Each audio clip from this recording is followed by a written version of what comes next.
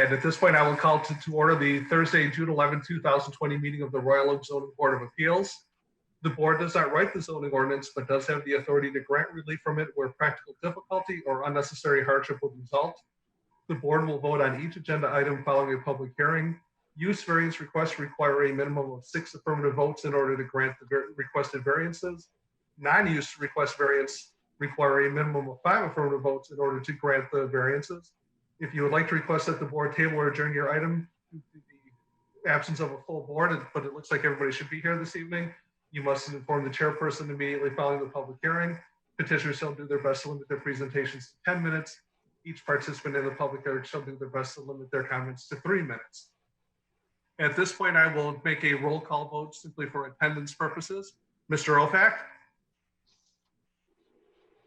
Here. Mr. Curtis? Hello. Mr. Kroll? Mr. Kroll, you got to unmute. We can see him. Good evening, everyone. All right. Mr. Esprey, I'm here. Ms. Anderson? Virtually present. Ms. Zukin? Here. Mr. Klatt? Here. Ms. Robinson? Here. And Mr. Gavin, is he here yet? All right, at this point, he has not joined the meeting. And we also have 2 staff members joining us, Mr. Joseph Murphy and Mr. Ryan Kaluzny, City Attorney. I'm here. All right. So that moves us right along to the approval of the minutes for the meeting that we had, it seems like 20 years ago on February 13th, 2020. If you're going to make a motion, if you could tap the hand thing instead of me trying to guess who said it, that would definitely be helpful. Does anybody want to make a motion? We have a motion by Mr. Ofak. I motion to approve the meeting minutes as recorded. And we have a second by Mr. Klatt. All right, all those in favor of the motion?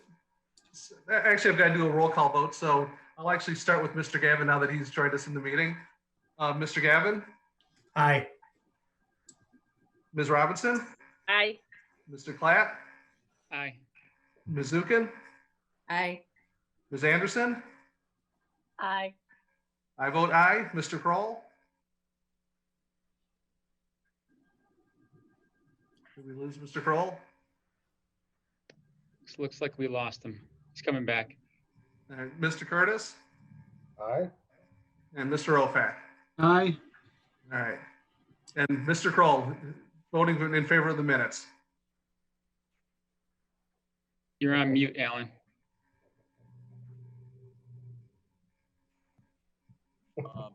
I just got my power back on 5 minutes ago. I make a motion to approve the minutes. Just say aye, because we've already had the motion in the second. We just need the yes. Aye. All right, excellent. All right, it does not look like we have any older unfinished business. So I'm going to move right along to our first item of business, which is item E1, which is case number 200403. And rather than me reading through it all like I normally would, I think I'll just punt the ball over to Mr. Murphy and let him handle the particulars as he sees fit. This familiar to some board members. In August of 2014, the petitioner was in front of the board and obtained a variance in order to do to their existing single-family home. Hopefully, you can see the aerial photograph on the screen, and I'll try and direct attention to it to better illustrate the request of the petitioner. But the petitioner is located on the corner of Vincetta and North Main Street. This property faces or has frontage on Vincetta, and the property to the north has fronts Main Street. This is a corner that is burdened by 2 front yard setbacks, the required front yard setback along Vincetta, as well as the setback equivalent to the house to the north. Roll down to some photographs of the site that will help. Rather, I should say, before we go further, the petitioner was in front of you again in 2014 and obtained a variance in order to do an addition. Joseph, I'm sorry to interrupt you, but you're not sharing your screen if you're meaning to. Yes, I am. Thank you very much. Let's try that again. Sorry. No, I appreciate you jumping in. Hopefully everyone can see the screen now. Perfect. Thank you, Carol. The petitioner expanded their home in 2014 with a variance in order to project to the required front yard setback of to the house to the north. The petitioner has along the front of their dwelling, they have a second story, a little bit unusual for Royal Oak, a difference in elevation. They have a second story that extends along the entire front facade of the home. Zoning ordinance limits porches, covered porches to no more than 1 story in height. And we apply that language to exclude second story porches or balconies, in this case, a balcony off the front of the dwelling. The petitioner their architect can describe it further, but the architect has indicated that it's in disrepair and needs to be reconstructed. It'll be slightly, it will match in the sense that it will extend across the entire front facade of the dwelling. So they're taking away nonconformity and we'll say trying to reconstruct it, put it back in place. It does require a variance in order to do so. And the house itself does extend slightly within the front yard setback of the house to the north. So in order to restore that front balcony in the same location, it does require variances in order to do so. The petitioner has provided drawings, which the architect can describe for you.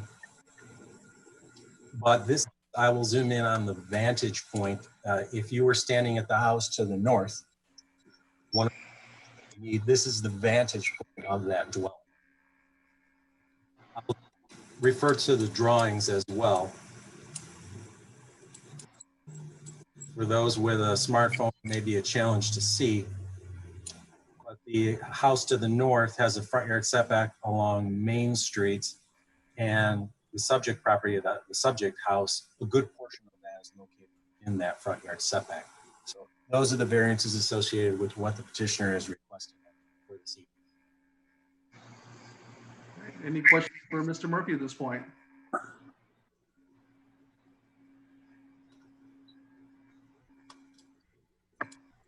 All right, I don't see any hands, and it looks like we are being joined by Dr. Reese, if I'm not mistaken. Are you there? Oh, Dr. Reese, oh, there Yes, yes, I am. So this is yours, so I will hand the ball over to you. Tell us a little bit about what's your plan and why you need a variance. All right, great. Well, first of all, good evening. As you know, my name is Karen Reese. Dane Hardware and I have been the homeowners of this property for 8 years, and we're very, very happy here. We thank you very much to the zoning board for honoring our request to discuss the plans for improving safety, the living space, and the appearance of our forever home. So in November of 2019, seems like a while ago, Bill Finnegan, who also was the architect of in 2014 of our kitchen. So anyways, we had 4 concerns, major concerns with improving. Hear me? Yes. All right. With improving the our side of our home. Can you hear me? Okay, good. Number 1 was the existing porch that was on there was deteriorating. And it's also a safety concern for our family and our friends and our visitors. And not only was it deteriorating, but it's really too narrow. If you were to sit down on that front porch, it's almost like a balcony. You can't walk around when you're sitting on the porch. You're hanging on the railing, which is not safe as well. Also, our home has 2 front doors, as you can see in the photograph, and it's very confusing for our visitors and our deliveries. And number 4 would be the overhanging porch cuts off light to our upstairs living room. So it's really, we cannot take advantage of the really nice sunlight that's available during the day. So those are 4 big reasons we went to our concerns we had with improving the front facade. And we went to Bill Finnegan, who's going to talk you through all the details to improve the safety, living space, and the appearance of our home. Okay, so at this point, I'm going to turn it over to Bill Finicum, and if we can answer your questions, we certainly will. Excellent.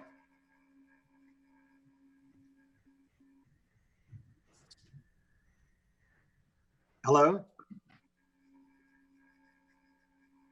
Mr. Finicum, we can see, or we can hear you, but we can't see you. Okay, well, I don't know why my video isn't working, but maybe you're lucky. Can I proceed without video? Absolutely. All right. Well, I think a good background has been given here. I'll describe the house just a little further. I consider this to be a raised ranch, which the main living space is on this upper floor, and the lower floor is garage and basement and a small amount of living space. But the main living space is on the upper floor, and that is where we would like to emphasize the entry.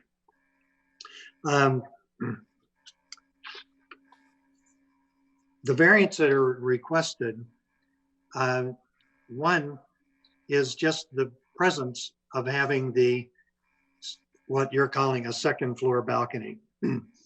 That balcony exists, it's legally non-conforming, and the only portion of it that is not legally non-conforming is the area that goes out 1.27 feet towards Main Street.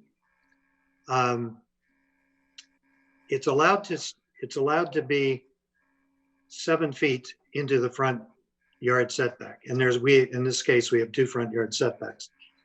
It is only 5 feet into the front yard setback on Vincennes, but on Main Street side it goes a little bit past.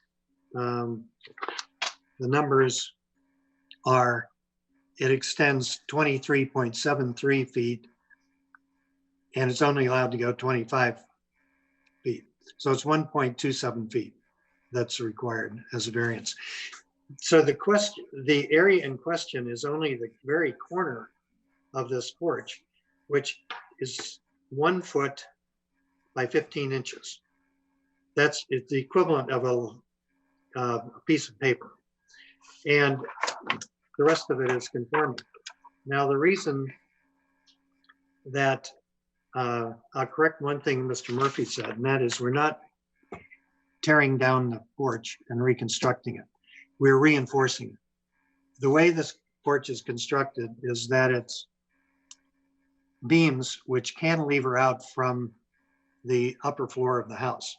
So the floor structure of the house continues out through the wall of the house and becomes the structure for the balcony.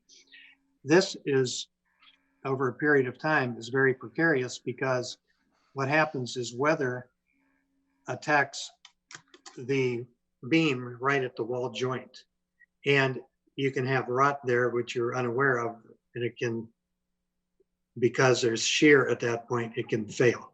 So what we're doing is being preemptive at this time and reinforcing that with additional beams, and then a large beam that goes from side to side, that would be east to west, from stone piers. That will make the balcony freestanding instead of being dependent upon these cantilever beams. It will incorporate the cantilever beams, but it'll convert them into conventional framing. But the important thing is the balcony is not going to be removed, so we don't need permission to put it back because it's always going to be there. The variances, the board has the power to grant these variances if the 5 following conditions remain true. The first is the existing character of the area is maintained. Well, the form of the house will remain unchanged, and the second floor porch makes sense with the elevated front door. It's the only way to get into this into the main level of this house. And the neighboring house also has an elevated porch. The second condition is additional parking spaces are not required. This plan requires no change to the parking on site or remain the garage plus driveway parking. The third condition is the size is comparable to adjacent uses. The porch is proportional to the size of the house. It only is 5 feet and it's going to become 6 feet for 2/3 of the area. And it's appropriate in size within the context of the neighborhood. It's quite close in size to the neighbor's elevated porch. Number 4 condition is that the construction materials and resulting style are compatible with the existing building. Well, we are changing some materials, but we're changing them to natural materials.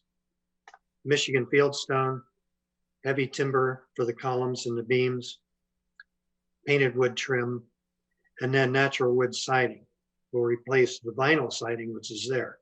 So the style of the house will become more compatible to the neighborhood than it is currently. In addition, the landscape, hardscape, and the plant materials will be redone to reinforce the extensive existing landscaping. Dr. Reese is an avid landscaper or gardener and does a beautiful job maintaining it. And it's going to, this will give her even more opportunity to do that. In addition to that, if you look at the elevations of the drawing, front of the house, the planter boxes line the entire edge of the porch. Those will be teeming with flowers all summer. The fifth condition that must remain true is the expansion will not have a detrimental effect on the neighboring properties. Well, the dimensional change we're talking about, which is the size of an 11 by 17 piece of paper, is imperceptible to anybody walking by. Plus, you pointed out in the presentation, or Mr. Murphy did, that that side of the house is fenced in. And the enhanced landscaping and the rejuvenated facade treatment will have a very positive impact on the immediate surroundings on Main Street and Vincennes. The second variance is the 1.27 feet that is requested. And that is, there are a number of hardships that would result if the zoning ordinance was strictly applied and the variances were not granted. The first hardship is the property could not be reasonably used for purposes permitted in that zone. The reason would be the owners would be denied safer access to their front door. The ambiguity of two front doors would remain, and it would, the unsafe condition would remain, and it could actually result in a delay in an emergency response. If, say, an emergency response team came to the house, they wouldn't know which door to go to. The owners would be denied the health benefits of added daylight to the second floor, and the existing structural system could not be replaced without negative impact on both houses and, in fact, the house itself, because to replace the structure the way it is currently, the ceiling of the lower level would have to be removed, the floor shored up, and the beams cut out and totally replaced.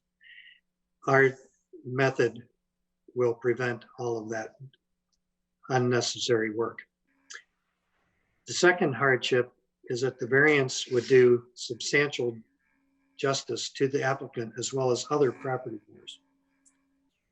Substantial justice to the owner includes the improvement of the structural integrity of the porch. They will gain a clearly defined exterior access to the main living space and for visitors and emergency responders. The wider porch will allow greater safety when you're on the porch. and allow room, a small amount of room, in additional room for outdoor living. Currently, the porch is too narrow to provide seating and allow passage past the seating to the front door. And also, they would benefit from the health and psychological benefits of sunlight penetrating into the house on the south side. Benefits to the other property owners would be a clear sense of arrival as a visitor to the house, greater safety, and the presence of a newly updated house in the neighborhood. The third hardship is a lesser relaxation than that requested, would not give substantial relief to the owner of the property or be more consistent with justice to the other property owners. Without the additional space, the new structural elements would interfere with pedestrian circulation both on the upper level and the lower level. And because of the structural change, it would be even more narrow. The porch would be less safe and not usable for outdoor living. The property owners would lose all potential benefits listed above. That's the adjacent property owners and passersby. And the existing structural system would have to be watched very diligently to make sure that it was not deteriorating rapidly. Can I ask you to try and wrap up? I mean, you've made your points very, very well, but we actually do have 10 full agenda items here tonight, so. Okay. Try to give each. I'm nearly give you that more. Patience. These are due to unique circumstances of the property. The house is built into the hillside, which lifts the front entrance one full story. The existing porch is legally non-conforming. It pre-existed the ordinance. And the porch is built with an unconventional structural system, and the double front setback requirement from two streets causes the entire house to be 31% non-conforming. So this hardship has not been created by anybody presently having an interest in the property. It was built in 1957 and is substantially unchanged since then, pre-existed the ordinance. So with those hardships in mind, we request respectfully that the Zoning Board of Appeals grants the variances necessary so that the owners can proceed with modifying their home. Thank you. Thank you very much, sir. Are there any questions for either of the petitioners at this point? Ms. Zukin. You have to unmute. Okay, quick one. I noticed there was an email from a Miss Carlo supporting this. Do you know, Dr. Reese, what her address is, where she lives? I believe she's the property due north of the subject property. Is that correct? Dr. Reese?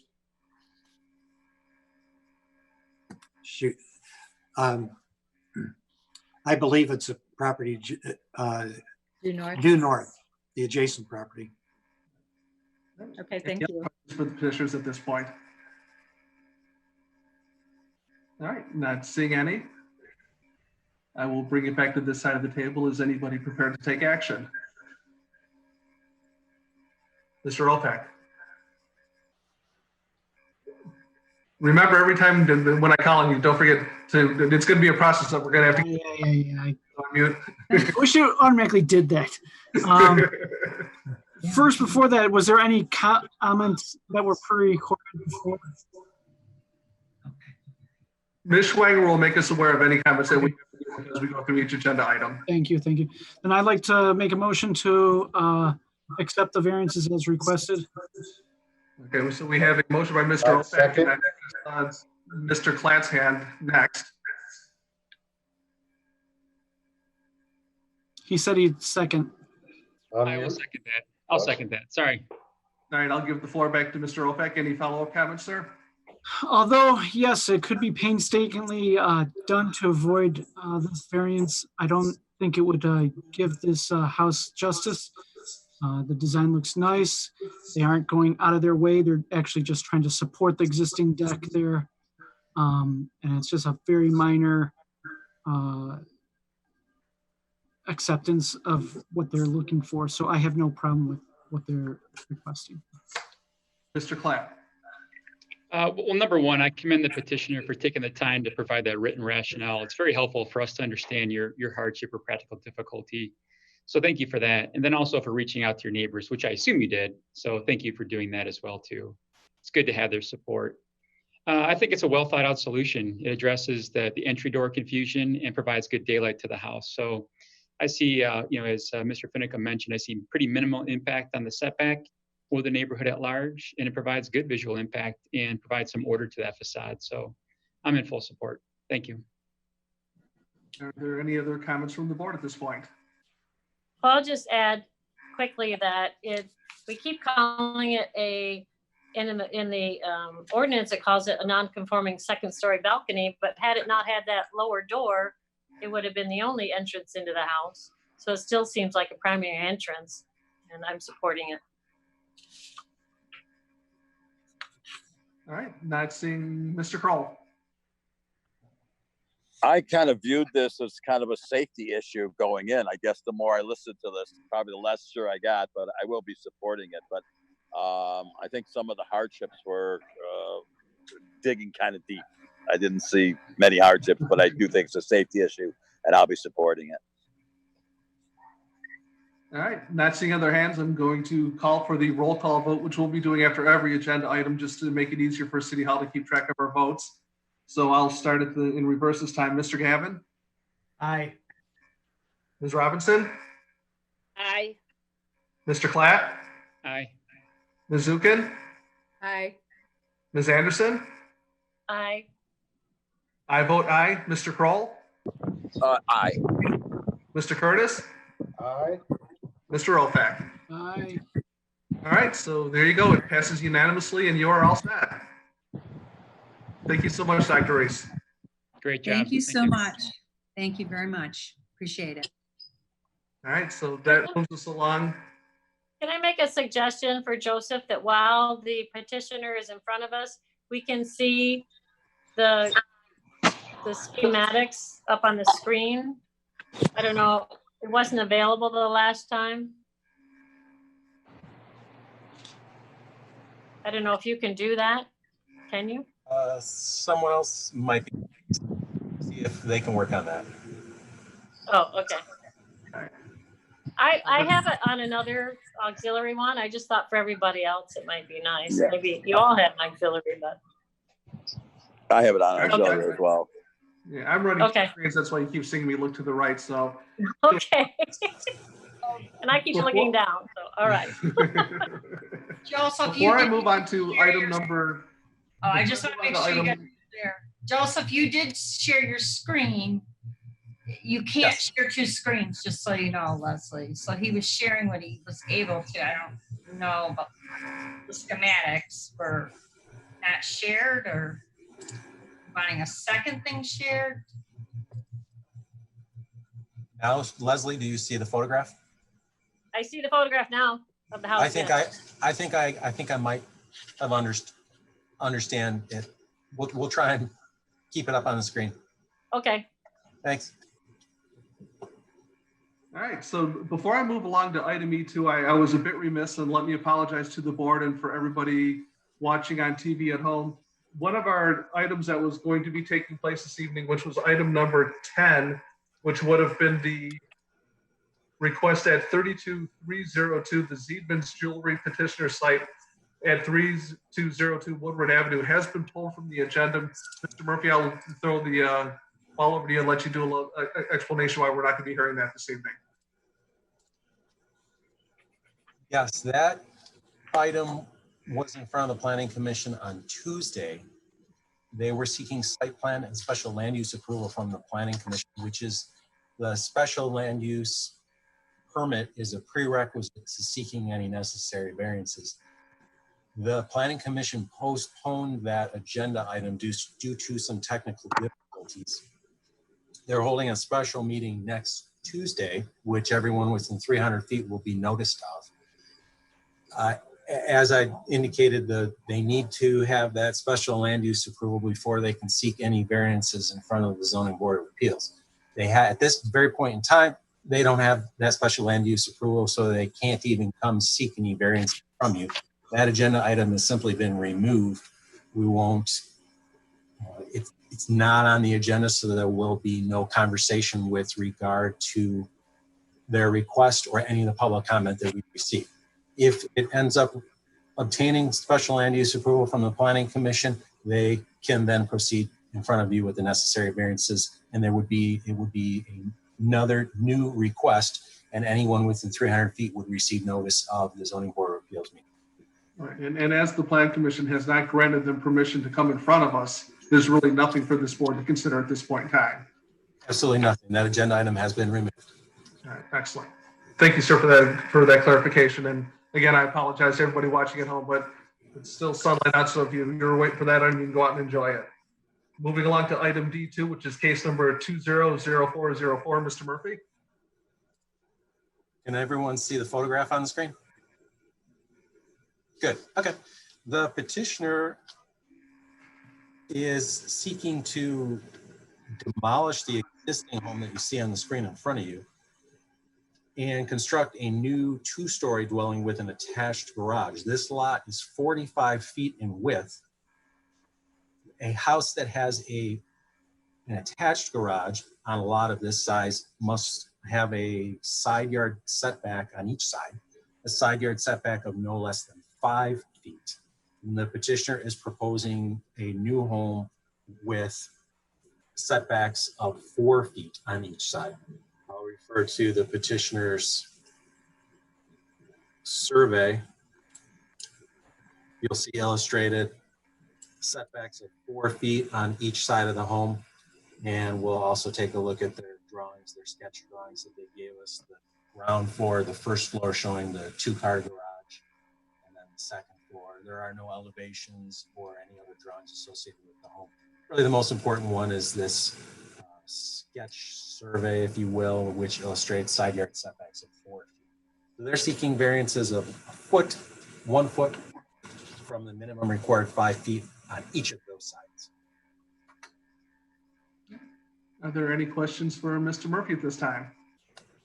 I actually have one. Sorry, I don't know, Mr. Murphy, if you were still thinking you were sharing your screen because it went away at some point. So I don't know if you were pointing at something that yeah, jumped away. Okay, there it is. Okay. So, it's important that you keep reminding me that you can or can't see what you need.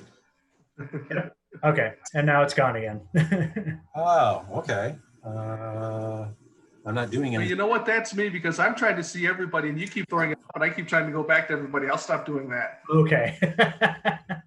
I'm seeing it highlighted now, so it looks as though it's being shown versus my ugly mug. Okay. Thanks. All right. So if anybody has any questions for staff, just go ahead and say so, because at this point, Mr. Clapp. Yeah, Joseph, Mr. Murphy, one quick question. If they opted for a detached garage, the setback would be a total of 15 feet, correct? 10 on one side, 5 on the other? Yes, that's correct. Okay. Thank you. I will say that the ordinance requires the non-driveway side to be no less than 5. We require an 8-foot wide driveway. So someone could have, they need to be 15. However you get to that combination. Most people do, like you had indicated, 5 for the non-driveway side, 10 for the driveway side. Thank you. Any other questions for Mr. Murphy at this point? All right, not seeing anybody. Let me switch screens here, and I see that Mr. Calamar has joined us to discuss this. So, sir, the floor is yours. Tell us about your plan. Hello. First, I just want to say thank you for hearing me today, especially with the circumstances, how we have to do this a little bit differently than usual. Everybody can hear me fine, correct? Okay. My name is Stephen Calamar. I'm the property owner at 906 Hoffman. I've been the owner and taxpayer of that property for 23 years. The home was built in 1938. It's 751 square feet. And in this day and age, it's due for an upgrade. And one of the upgrades I would like to make is to construct a new home with a 2-car attached garage. And some of the benefits of having that 2-car attached garage would be that it would provide safety and security and accessibility. It would provide better traffic management on the street, because then you'd be able to put 2 cars in the driveway. It would be consistent with the newer homes that have been built in my neighborhood. There are several homes with 2-car attached garages that have been recently built. 917, 1003, 1017, 113, 1113 on Awana, 903, 1002, 1022 Etowah. All those houses are within my home's vicinity, and they all have 2-car attached garages. Having a 2-car attached garage would allow me to have more backyard space too. Building a newer home with a detached garage pretty much eats up your whole yard. And by constructing a new home with that very desirable feature, it would certainly increase the property values of surrounding homes in the neighborhood. Before this meeting was scheduled, I did go around and let my neighbors know of my plans. I spoke to either verbally or through documentation to my adjacent neighbors. I did that back on March 16th, 2020, and so that they would be aware of my plans. And at this point in time, I did not receive any negative feedback from my neighbors. The 4-foot side yard setback will allow the 2-car attached garage, because the garage width cannot exceed half the width of the home. Having a 4-foot side yard setback would not be unique on Hoffman Avenue. There are several homes on Hoffman Avenue already that have 4-foot side yard setbacks. 1202 Hoffman, 1203, 1206, 1214, 1215, 1219, and 1229 all have 4-foot side yard setbacks on Hoffman Avenue.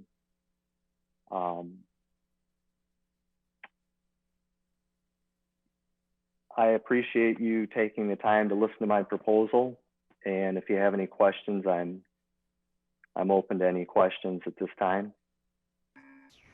All right, let me get my mic back on here. Are there any questions? I see Mr. Olfak. I think Mr. Klatt had his hand up first. Oh, sorry, I forgot to take my hand down. I think it's been up the whole time. So. Okay, the question I had for the petitioner is, while I understand why you're going for the 2-car garage and that you're limited to only 18'6", have you thought about the fact that that's outside 18'6" and you're showing 17'6" inside? So you're actually less than 2 typical car parking spots at a store. You're fitting 2 cars in there. I think you're actually going to be, this is going to turn into more of a 1-car, 2-car garage than a 2-car, 2-car garage, because it's not even the typical 20 feet that usually comes before us. So I understand why you're trying to get this attached, but I think you might be not boxing yourself into a wrong situation. What is your thought on that? Yeah, and I knew it would be tight. I've taken some measurements on other 2-car attached garages just to get a feel for, you know, what that would be like. And it with today's cars, they are a little bigger. But I think the feature of the attached garage itself and having the driveway be two cars wide is a major convenience, not only for the neighbors in the neighborhood, but for the property owner also, just because getting cars in and out of your driveway, having that single driveway to the detached garage in the back does cause a lot of shifting of cars in and out of the street and back and forth. Even though it would be a little tight, I would still like to have that. Follow up, since no one else has their hand raised. You mentioned the property owner almost saying like you're going to build this and then sell it and not going to really be there. Is that the case? I intend to live in it. I have a question. Yes, ma'am. So if you did have a detached garage, you would probably be able to build that to fit comfortably 2 cars, and the variance, you could uphold that the way it currently stands.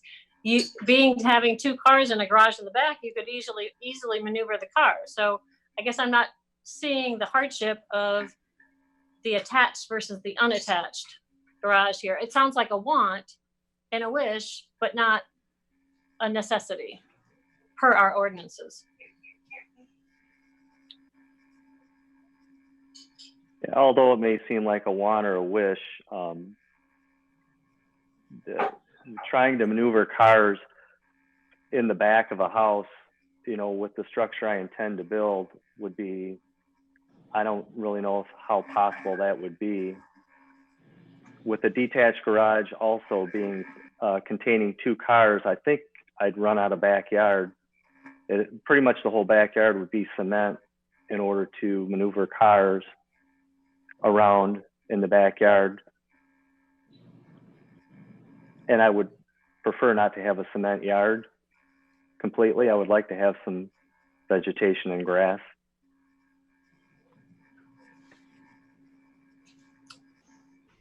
Is that all, Ms. Anderson? Yeah, that's fine. Oh.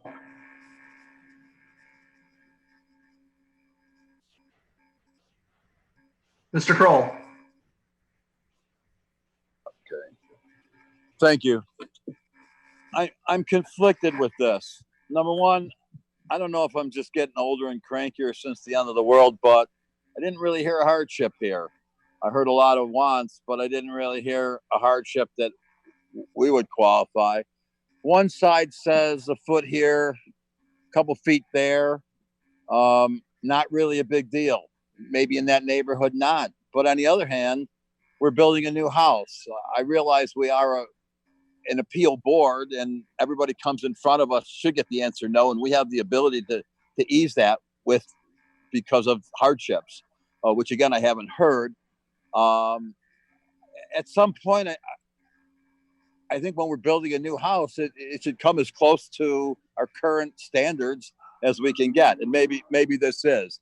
I'm not saying that I'm against it. I'm just conflicted with the lack of hardship and building a new house. I guess one point that I could make is that if my lot size was not listed as 45 feet wide, I would have a 4-foot side yard setback, and potentially, depending on the layout of the home, may not even have to, ask for the hardship to me is that I guess that my lot's 45 foot wide, and the current ordinance is that I require a 5-foot side yard setback. Whereas if it was 44 feet, 11 3/4 inches, I would be at 4 feet. I don't know if when they survey, if they do it with that, if they round it up to 45. I'm not a survey person. But because my yard is 45 feet wide, I have to ask for the variance for the 4-foot side yard setback in order to have it an attached accessory structure. Mr. Calusi, did I see your hand previously? Yeah, thank you, Mr. Esprey. I just wanted to make sure that the term is practical difficulty. That's what we're looking at. That whether there's a hardship may be factored into the practical difficulty, but just want to make sure that we're focusing on that. Thank you. Thank you, sir. All right. Anybody else have any comments? Yeah, may I ask my well, it can wait. I'll go to Mr. Clinton and Ms. Right. Actually, before anybody says anything, Joseph, I'm going to take away the screen view that you have because it's really impossible for me to see who's raising their hands when I don't have my Brady Bunch view. All right, so let me start with Mr. Klatt, and then I'll go to Mr. Curtis and then Ms. Robinson. Oh, thank you. Mr. Calmer, one thing I just want to make sure you're aware of, that when you get that tight to a lot line, you often have to fire rate those walls when you're less than 5 feet. So just want to make sure you're aware of that too. That also places some limitations on your windows that you're allowed to have. That there's a percentage that you reduce to when you're that close to a lot line. So not sure if you considered it, but it will add some cost to your construction there. Mr. Curtis? Yeah, I'll wait till we have it on what we used to call our side of the table. All right, very good. Ms. Robinson?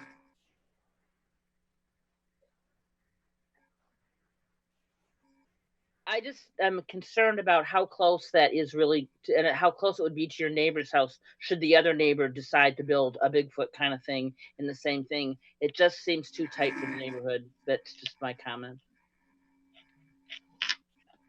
All right, well, at this point, are there any other questions for the petitioner? Mr. Murphy? I simply want to indicate that before anyone makes a motion that we, for the record, we state that there were no voicemails that came in for public comment and there were no emails that were received as public comment and attached to the report. We didn't receive a comment. Normally we would say, open the public comment and people would step forward. So we certainly want to do that virtually and indicate that we did not receive any comment. All right, excellent. Thank you for that.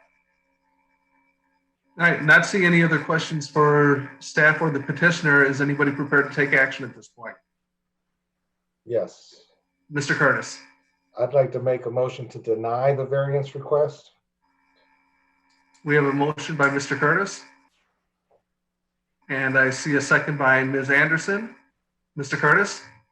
Yeah, I think by pushing both sides to 4 feet, it really does, and I was going to say what Ms. Robinson already said, it really kind of infringes upon the rights of the property owners on both sides because now their neighbor beat them to it. And if they were to look for a variance similar to that, it would make it much more difficult for them to grant. I don't think we have a real hardship here.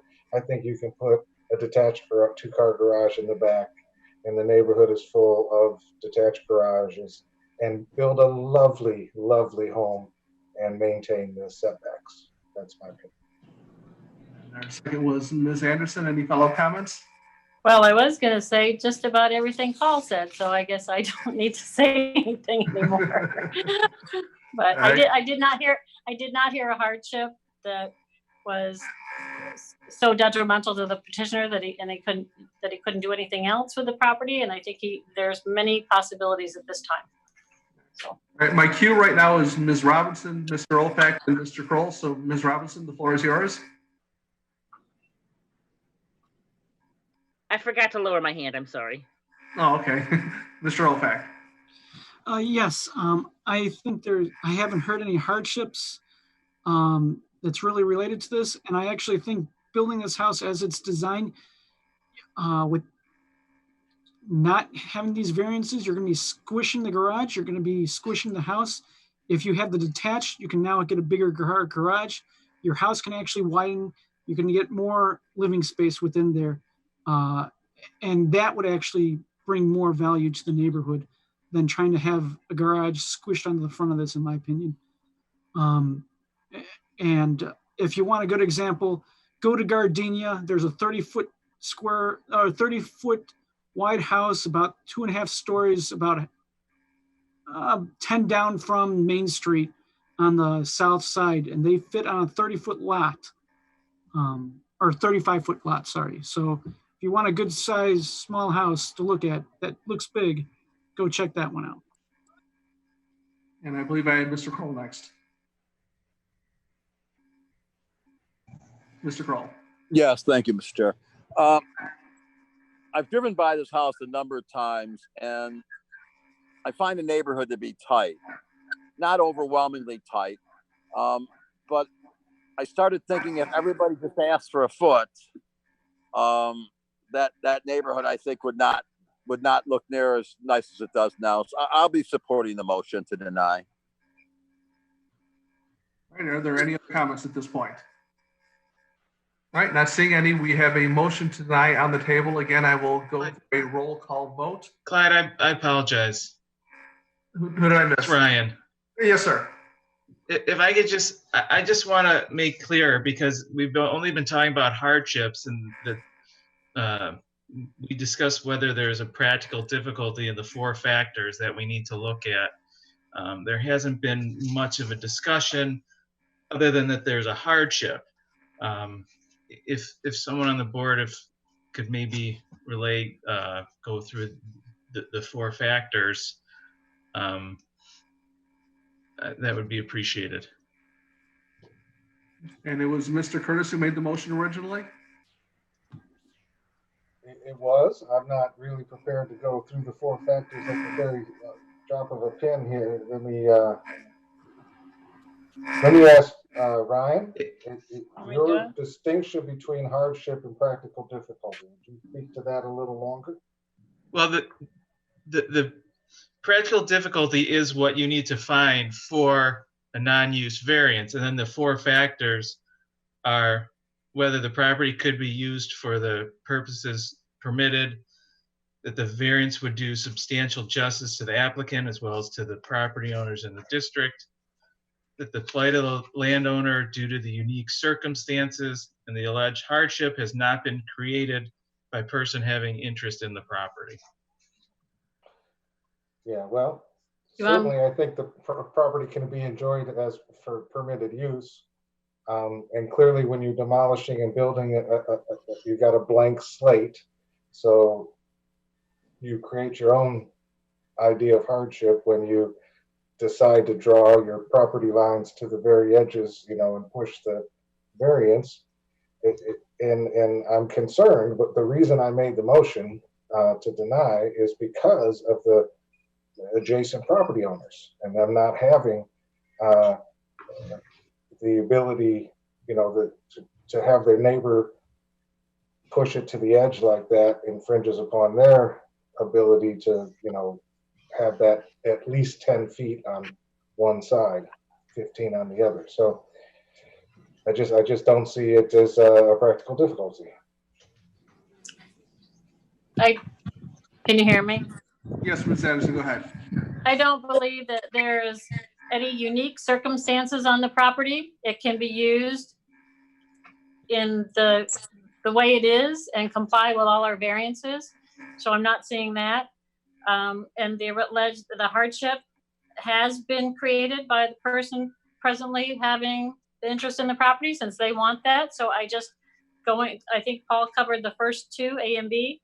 I just thought I'd throw in the second, and that's, Ryan, does that cover the hardships that you were, or the practical difficulties that you were mentioning? Yeah, I just wanted to make sure that the board covers those and does mention if they do find that whether those apply or not, that is the practical difficulty. So thank you. Mr. Kroll.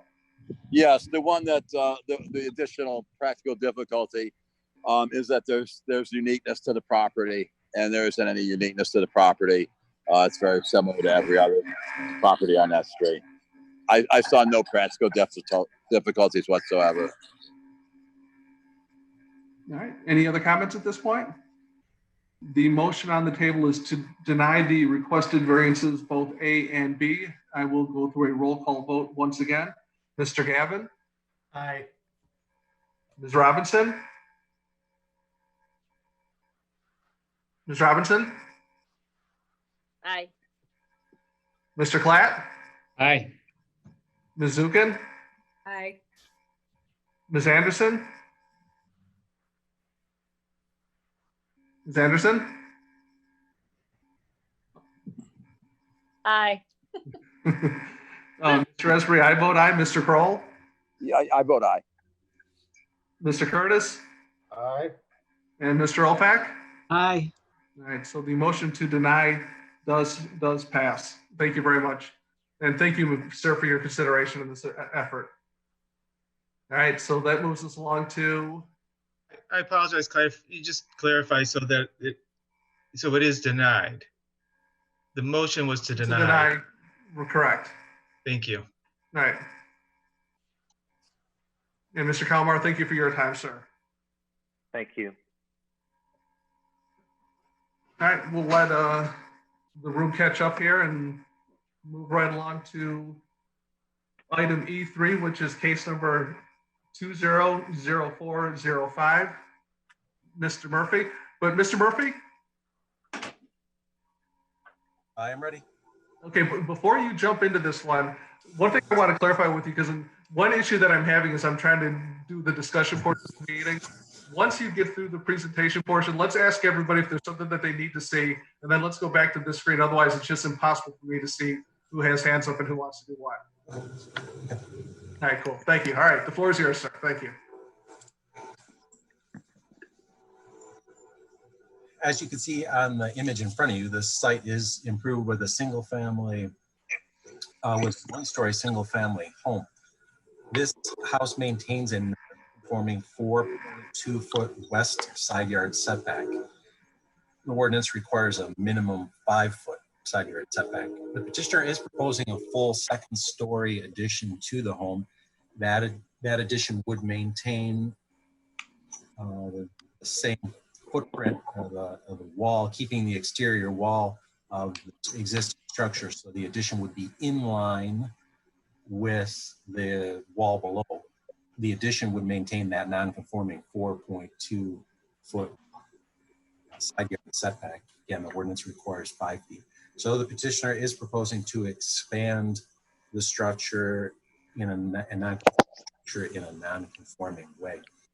This, I'll refer to the petitioner's drawings there. They are proposing a staggered second floor that projects over in the front yard. It projects over the first floor of the home. Hopefully you can see some of the imagery on my screen. The floor plan on the left is the ground floor, and the second floor is outlined on the right, darker outline of the exterior walls. You'll see the outline of the first floor, the front facade of the first floor as it extends across. You'll see the proposed second floor projects out slightly, projects out in front of that, and 1.7 feet. We measure minimum front yard setback to the nearest point of living space. The nearest point of living space on the new structure will be the upper floor of the dwelling, not the ground floor of the dwelling. So the upper floor addition reduces the front yard setback to a slight non-conformity, and it needs a variance of that 1.7 feet that they proposed to cantilever over the ground floor.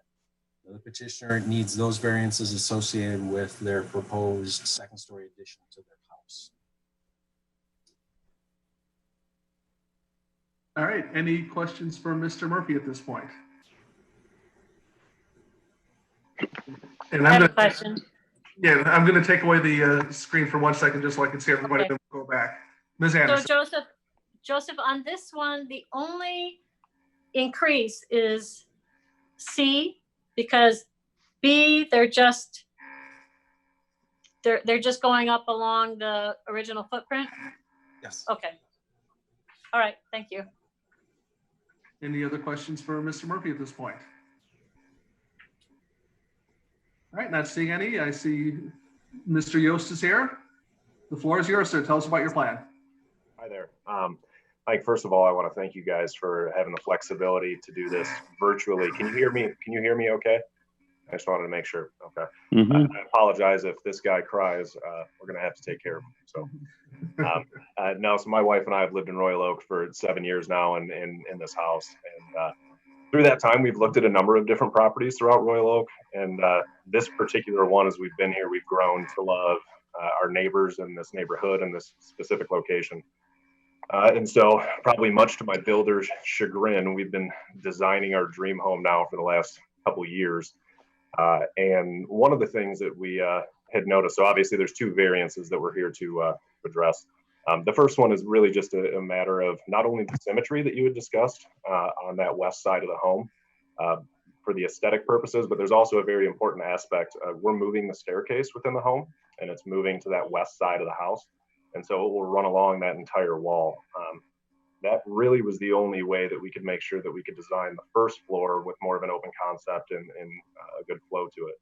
And so if that variance, if we couldn't get that variance and we'd have to be set in, then effectively we'd have to redesign the entire floor plan because the staircase couldn't follow that path.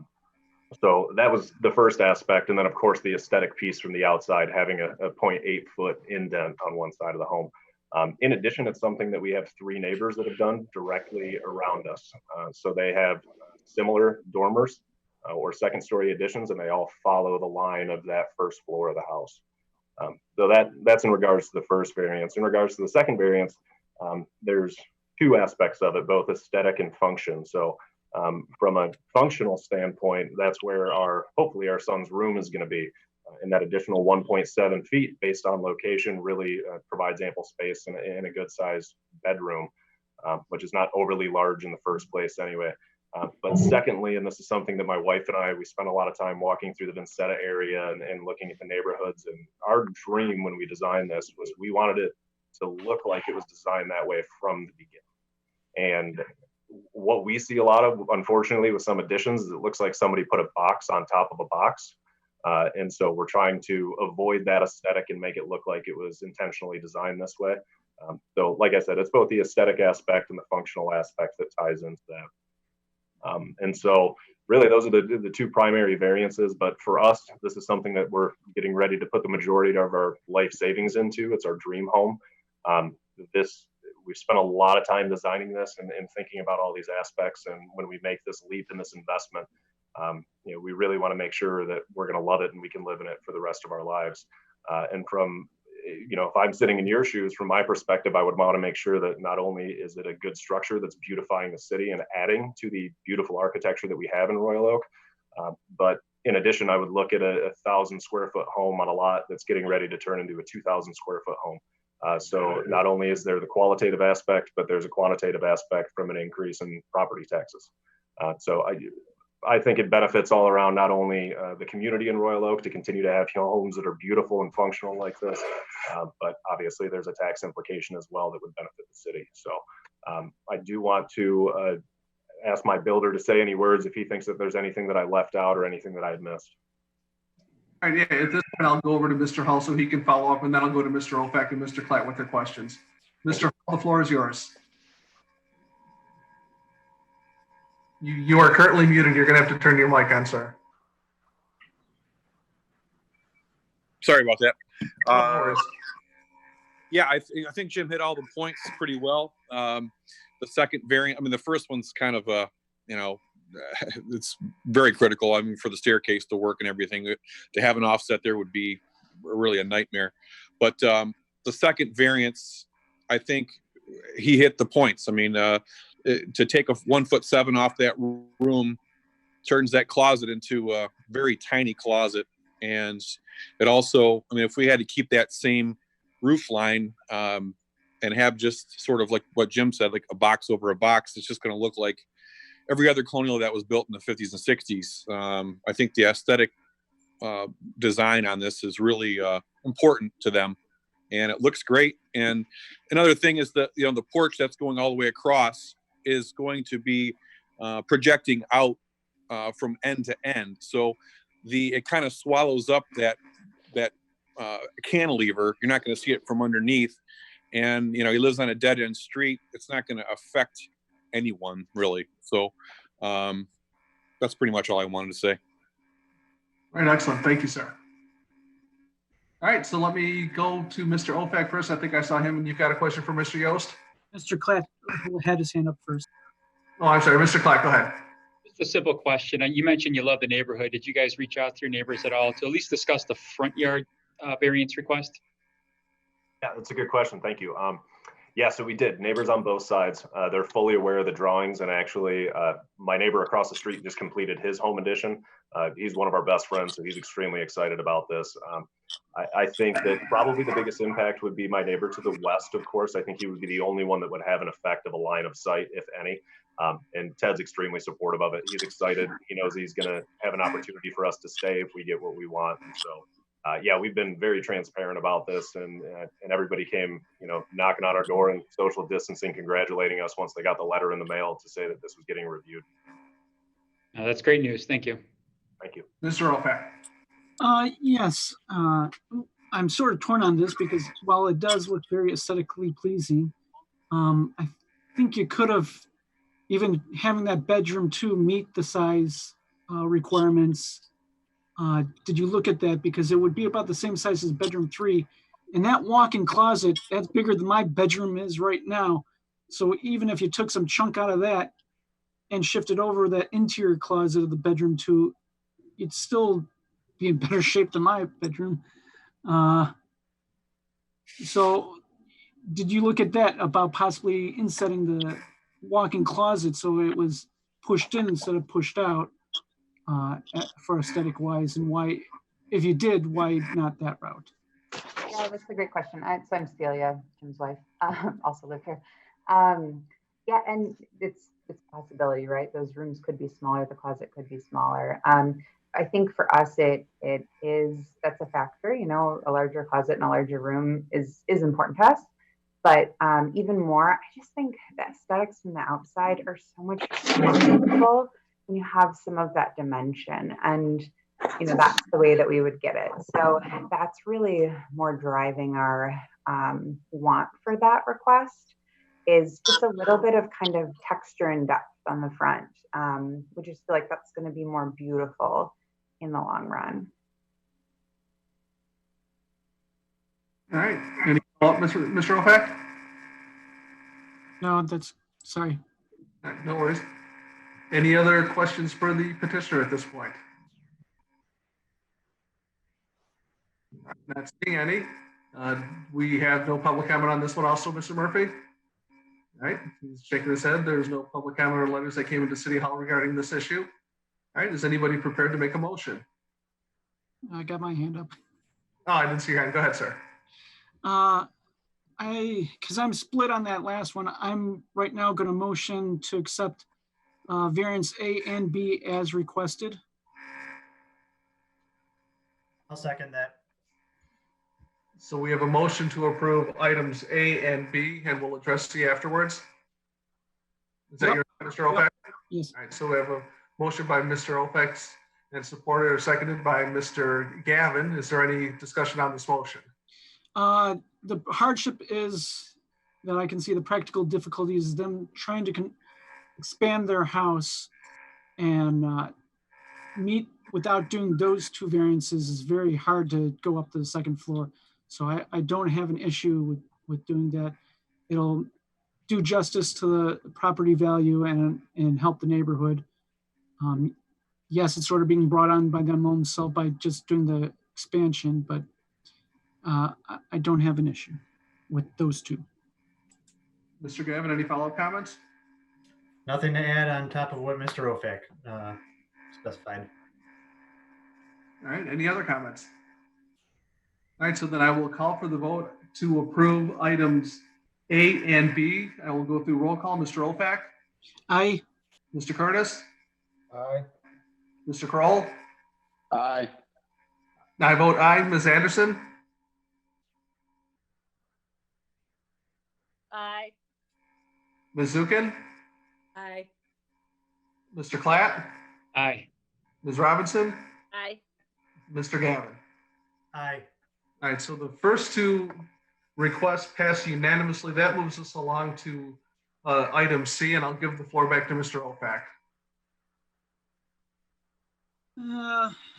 I'll let someone else, because I don't want to approve it, but if someone else wants to approve it, I'll let them make that motion.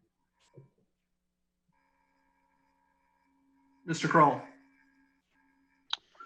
I will make a motion to approve C 1.7, the minimum required 33.3 feet. All right, so we have a motion by Mr. Kroll. Is there a second? I will second. Second by Mr. Curtis. Mr. Kroll?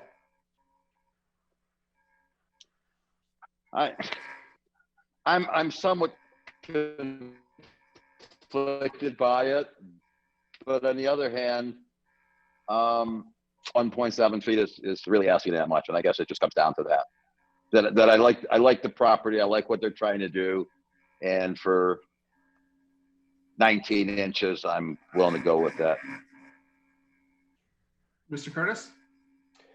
Yeah, I'm really thinking that it does a real justice to be able to grant this, not only to this particular homeowner who we're happy to have stay in Royal Oak and build their dream home among us, but also the neighbors. I mean, I've seen a lot of boxes on top of boxes that I really am glad I don't live across the street from or next to in my lifetime. And so I'd really, I think that given the dead end street and the sight lines that are, if I was going to be concerned about bumping into the setback in the front yard, I would be concerned about the neighbors on both sides, sight lines.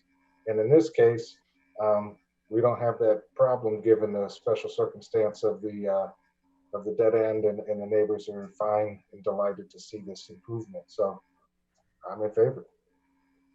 Are there any other comments on this? Ms. Anderson? I would agree with what's been said. I also think that that in this case, the plight of the landowner, it's kind of a unique circumstance, only in the fact that they're building on a foundation that's already there. And all they're asking for a little bit of almost like a decorative bump out in the front where the porch is going to cover or detract from that, any kind of small intrusion there. And I think that the variance would do substantial justice to the applicant as well as some of the other property owners nearby, all of 3 or 4. So, and I agree. I covered 2. I don't know if everybody wants me to go through them all. No, and I was going to say, I agree entirely. I mean, in terms of a practical difficulty, I mean, we're dealing with a house that sits the way that it sits. I think what they're asking for in terms of 1.7 feet into a 33.3 foot setback and the justice that they're going to do not only to themselves, but to the neighborhood and to their neighbors. I think this is certainly well worth supporting. Are there any other comments at this point? All right, then let's do another roll call vote. Mr. Olfack? Nay. Mr. Curtis? Aye. Mr. Kroll? Aye. I vote aye. Ms. Anderson? Aye. Ms. Zukin? Aye. Mr. Klatt? Aye. Ms. Robinson? Aye. And Mr. Gavin? Aye. All right, so the motion passes. We have 1 nay and the rest are yays. So you two are all set. Thank you for staying in Royal Oak and enjoy your new home. Thank you so much. We appreciate the time. All right. Have a great night, you two. Thank Bye. you. Thanks. All right. So moving right along to item number E4, Mr. Murphy, which is 200406. Mr. Asprey, Yes. I just want to let you know that I have the property owner here, but I don't know if his architect is in the waiting room without his name. If the property owner knows that, it would be appreciated. I have one person in the waiting room who has signed in with only a phone number. All right. Let's see what the waiting room looks like. George, is that Eric with you? Yes. Yes. You do have your architect in person. Eric. Let me get set up for this one. Okay, absolutely.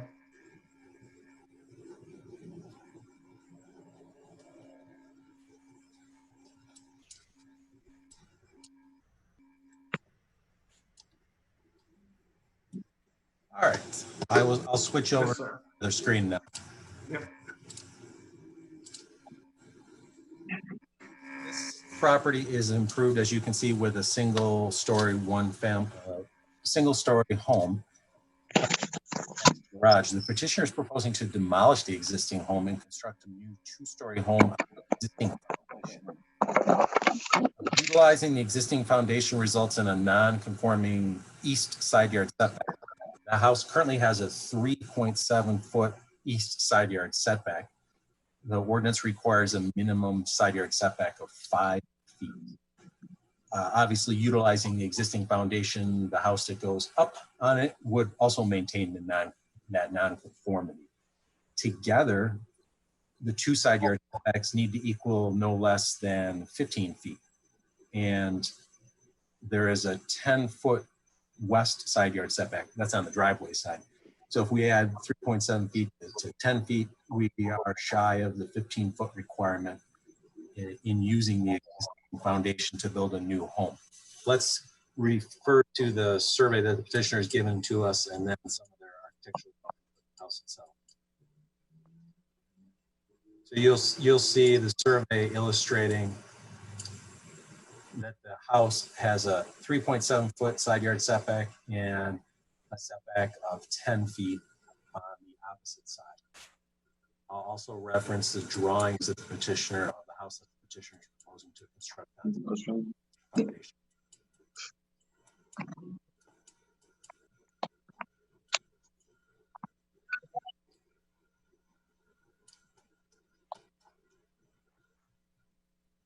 There's the front elevation on the left of your screen and a side elevation on the right. With that, I'll ask if the board has any questions.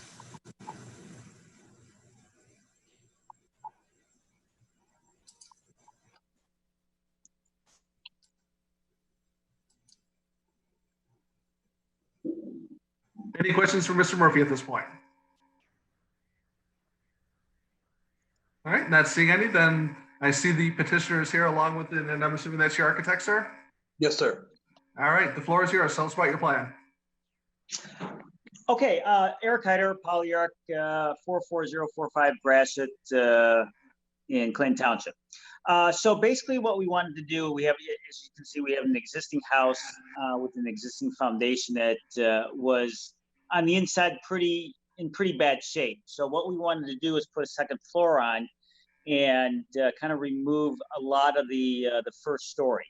We wanted to keep the existing foundation in the existing envelope as is, but again, that creates an issue because it is kind of encroaching or non-conforming to today's zoning standards. We also wanted to put an addition on the back that does meet the requirements. So basically our hardship is a non-created self issue where the existing house is kind of encroaching. So we're asking for a variance of the 1.3 for the existing envelope of the house.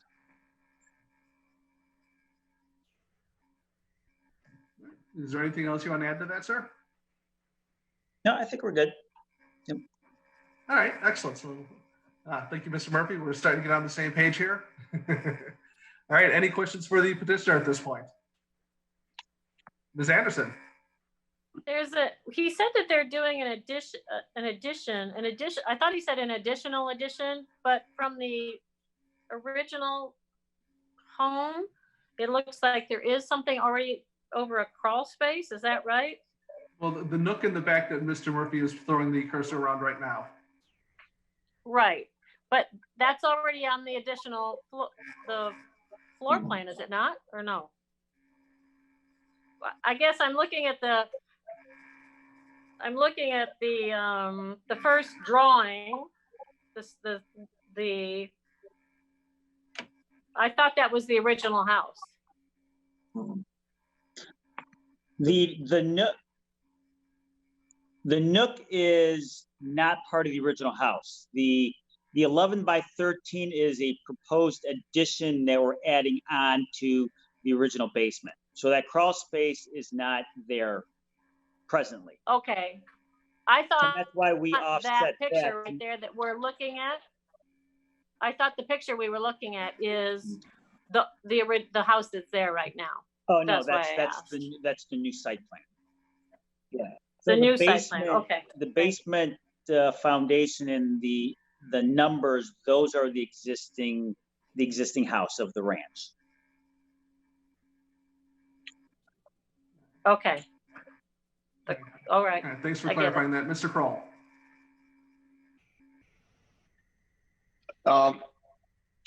I'm assuming from what I've heard that this house isn't becoming any more non than it is now.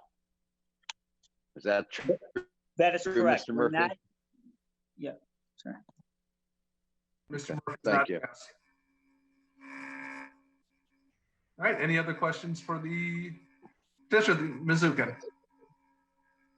You're muted.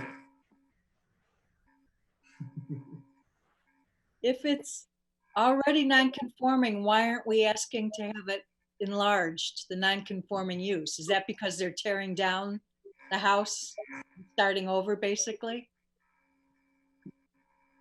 Is there any reason, I'm not an architect, but There's nothing left to expand that's non-conforming. okay. I was saying I'm not an architect, but is there any reason why you can't use the existing foundation and just bring in the walls to meet the zoning ordinance? Where are you?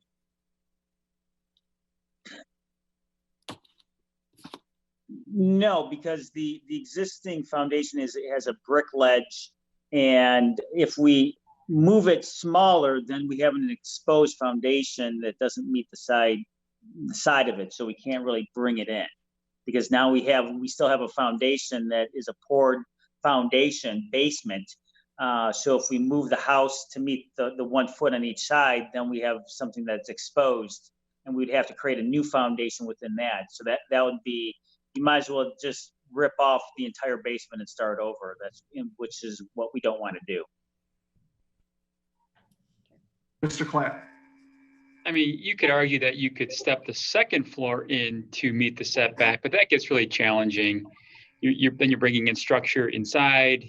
That gets challenging from a structural standpoint, from a HVAC standpoint. So it's always best to stack on those outside walls in that condition. So. All right, are there any other questions for the petitioner at this point? All right, not seeing any, I will bring it back to our side of the computer if anybody's prepared to make a motion. Mr. Kroll? I'll jump in for. I'm sorry, Mr. Murphy, go ahead. Yeah, I just want to remind that we would normally call for the public comment. And in this instance, we did not receive any voicemail messages for public comment, nor did we receive any email correspondence. All right, excellent, thank you. All right, then moving back to Mr. Kroll. Yes, I'd like to make a motion to approve case number 200406. Both A and B? Yes. We have a motion by Mr. Kroll. Do I see a second? We have a second by Mr. Clapp. Mr. Kroll, any comments? We've seen so many of these, and without them making it any more non-conforming using the same foundation, there is a bit of a practical difficulty there. We know that trying to, as Mr. Class suggested, trying to bump it out just causes other problems, and for the most part, it doesn't always look very good. So I'm fine with the small amount of variance that we need to help in this practical difficulty. Mr. Clapp, any comments? Yeah, I would just say that the nonconformity was not created by the homeowner, so they're not making the condition any worse. So that's why I support it. Any other comments? All right, not seeing any. Let's do another roll call.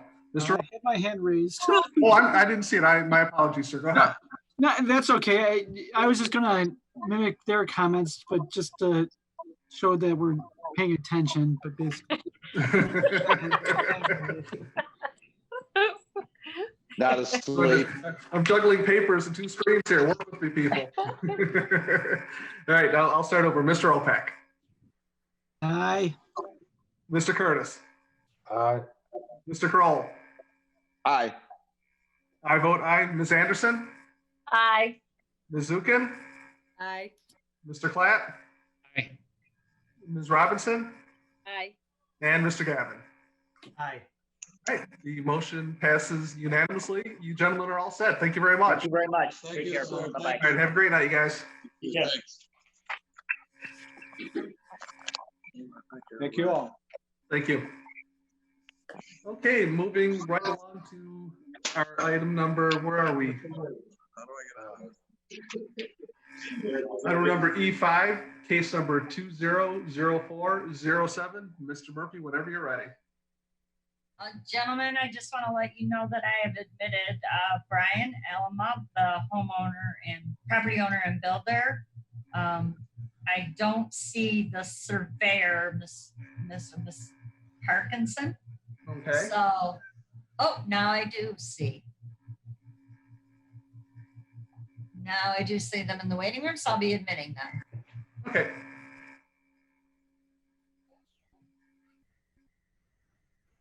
Some of the board members may recall this particular site. This was in front of, the site was in front of the board in 2017. The petitioner was variance to create 3 vacant lots at this intersection of 2 streets, this corner lot.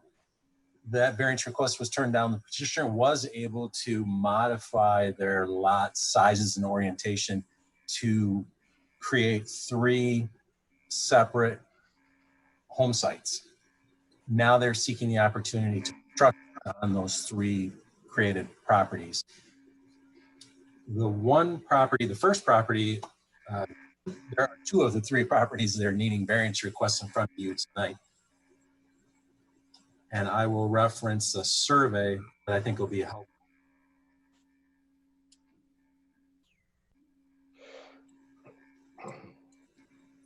The first lot, the first site that's seeking a variance request has frontage or orientation towards Edmond.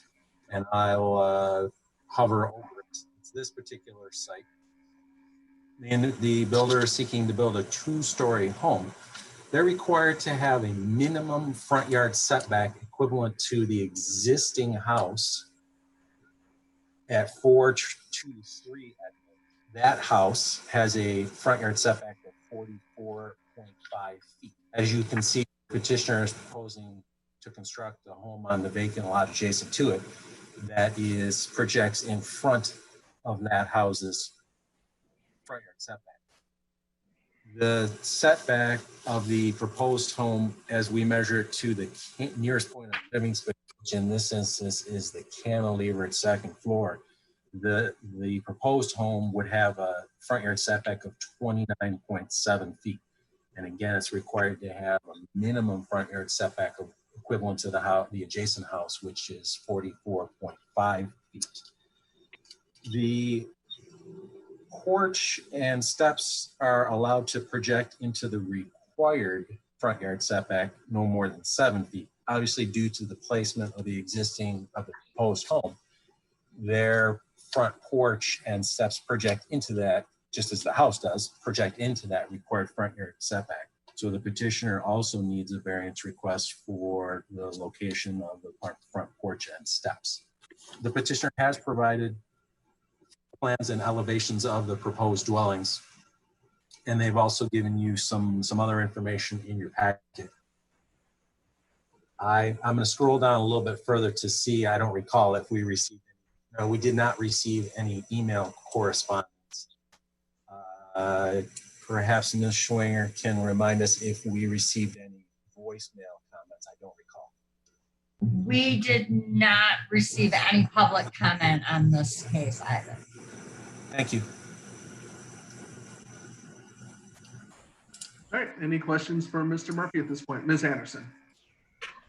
Joseph, is there any reason why they couldn't step that whole house back and not need any requirements? Yeah, I'm gonna bring up this survey. I'll let the petitioner address why they proposed the location. I will spoil some of his logic by also pointing to the corner vacant lot that he's shown. And in pushing back this house, it may very well affect the setbacks of the house on the corner. So with that, I'll defer the rest of your question to the petitioner to respond, So, presuming that there aren't any more questions from the board. so, okay, I do have one more question for you then, Joseph. And because this is all one lot right now, but they're splitting it up into 3 separate lots. It already has been approved for this. Oh. They're all 3. Okay, so, but I guess my question to you is, being as we can see the Bellevue properties right there, our next case is a Bellevue property, but it's only the 3904. Is there a reason why only that one needs it? Is it because of Edmond? Yes, along Edmond, they need to maintain. Oh, so that belongs to that house too. Okay, gotcha. So it's the Bellevue house. Okay, I understand it now. Thank you. Sure. All right. Any other questions for Mr. Murphy? I got my hand raised. Oh, I'm sorry. I keep looking at hands. Go ahead, sir. I'm sorry. Maybe I should just start going like this. Mr. Murphy, do you happen to know what the setback is from the house that's right across the street on the other side of Bellevue, on the corner house?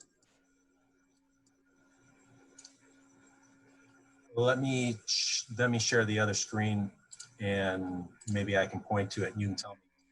You're referring to this house? No. I'm talking to the other side of Bellevue that's not shown on the site drawing at all. Oh, so it's not shown on this drawing. Right. My name is Jesse. I can chime in here if you let me. Well, Ms. Parkinson, I will be getting. There we go. This one. Okay. Yeah, this one. Let me zoom in a little. 10. Yeah, that one right there. You're referring to this house? Yes. Okay. That says 27.7 feet. That's helpful. Oh, I meant from, I meant the line from the street, the offset from the street. Okay. Well, you can see it's like 10.3 feet. Yeah. 10.3. Okay. Yeah. That's what I wanted to know. Okay, thank you. All right. Any questions for Mr. Murphy at this point? All right, not seeing any. All right, Mr. Parkinson, the floor is now yours. Tell us about your plan. Yeah, thank you very much. Jesse Parkinson, Green Tech Engineering. We put the plan together for the applicant. And I think it is important to look at that setback study that we did on Edmond. We've gone up and down the road for 5 houses to the east, 5 buildings to the east, and 15 houses to the west. So between Rochester Road and Bellevue, there are 5 existing structures. And just to look a little bit lower and to the right, we have a little chart put together to show some averages. Just to let you know that the buildings and structures between Rochester and Bellevue, they average out to be, which is this block that we're on, they average out to be 34.1 feet in setback from the Edmond right away. We went 15 houses to the west, between Bellevue and West, and just picked off every house and came up with an average setback of 30.6. No logic in why we threw out outliers, but we threw out a 10.3, which is well below the zoning ordinance front setback requirement of 25. And then we threw out the 45-foot houses that are just to our east. And we came up with an average of 30 feet, which is pretty consistent. If you look up and down on this map, you'll see for the most part, for these three homes, everything is within 25 and 35, 34 feet to the admin right of way. So that being said, there's a number of different calculations we can do here to kind of understand what the general setback is up and down Edmond here. We chose a number of 32 feet. It works well with the footprint we chose, but you can see that that front yard setback typically is between 30 and 34 feet based on what type of calculation you try to do here. So I think you were asking earlier, if you cross over Bellevue, there is a 10.3 foot setback on the house that faces Bellevue, just to the west of us. And if you go to the east of us, you get a 44.5. So, you know, averaging those out, you get about 27.4. So no rhyme or reason why the 32 feet, except for we think it generally fits our site, our footprint, and we don't think it's totally disrupting the general feel of that, of the facades along Edmond. I'd like to also point out that when we do get to the corner lot, we didn't have to put the front porch into the front setback there, but we thought it would kind of make for a nicer look. We didn't really need it, but we're offering it as an option, just to show that we're not trying to create this side of a house look when you're driving down Edmond. Any questions I'd be happy to answer, but I thought I'd provide a calculation so that we can have a discussion. Certainly appreciate that. Any questions for Mr. Parkinson at this point? Anybody?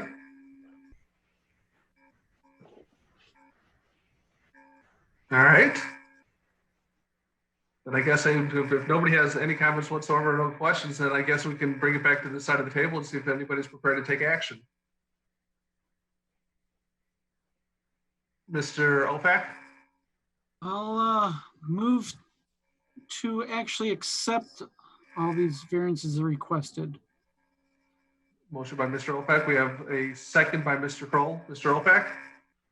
Normally, I would be against this, but I think in this case, I think their drawing shows it very well how this is a unique circumstance where you have houses that are all varying back and forth, and the one house that's immediately adjacent to it is set, actually the next two houses set back farther than the rest of them on that street.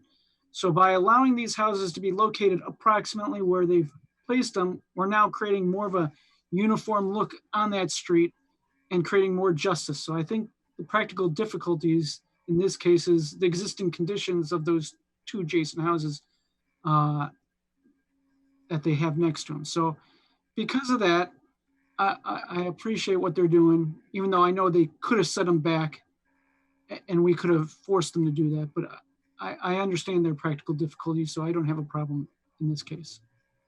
Mr. Kroll, any follow-up? You're muted. Alan, you're muted.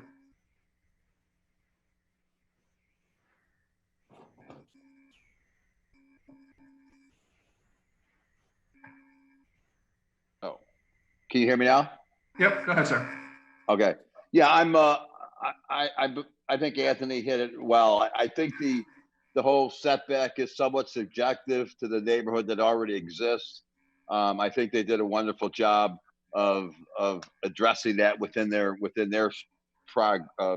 project as well. So I didn't like it the last time we looked at it, but I think I'm much more comfortable with it today. And I must say that I agree. This is, I think, one of those cases that had we forced the petitioner to stick by the letter of the law, we would have done an injustice to everybody, not just him, but everybody up and down the street, because I think it would have created such a far setback that frankly would have looked odd, where this sort of brings the out of line houses with a little more symmetry, if you will. And I think the proportionality to the placement of the house to the size of the property lines or to the location of the property lines, I think it makes sense. So I have no issue supporting this. Did I see Mr. Klatt? Yes, I really appreciate the study. I think it's a great report, and you saved me a lot of Google Earth research, so thank you. No, I think it's consistent, and I tend to vote for that too. So I think it's a nice, consistent setback. So thank you. I'll be in support. Anybody else? Any more comments? All right, I will call for the vote, and I will start with Mr. Gavin. Aye. Ms. Robinson, Aye. Mr. Klatt, Aye. Ms. Zukin, Aye. Ms. Anderson. Aye. I vote aye. Mr. Kroll, Aye. Mr. Curtis, Aye. and Mr. Ofac. Aye, and put that optional front porch in. Appreciate it. All right, Thanks, so guys. that one passes unanimously.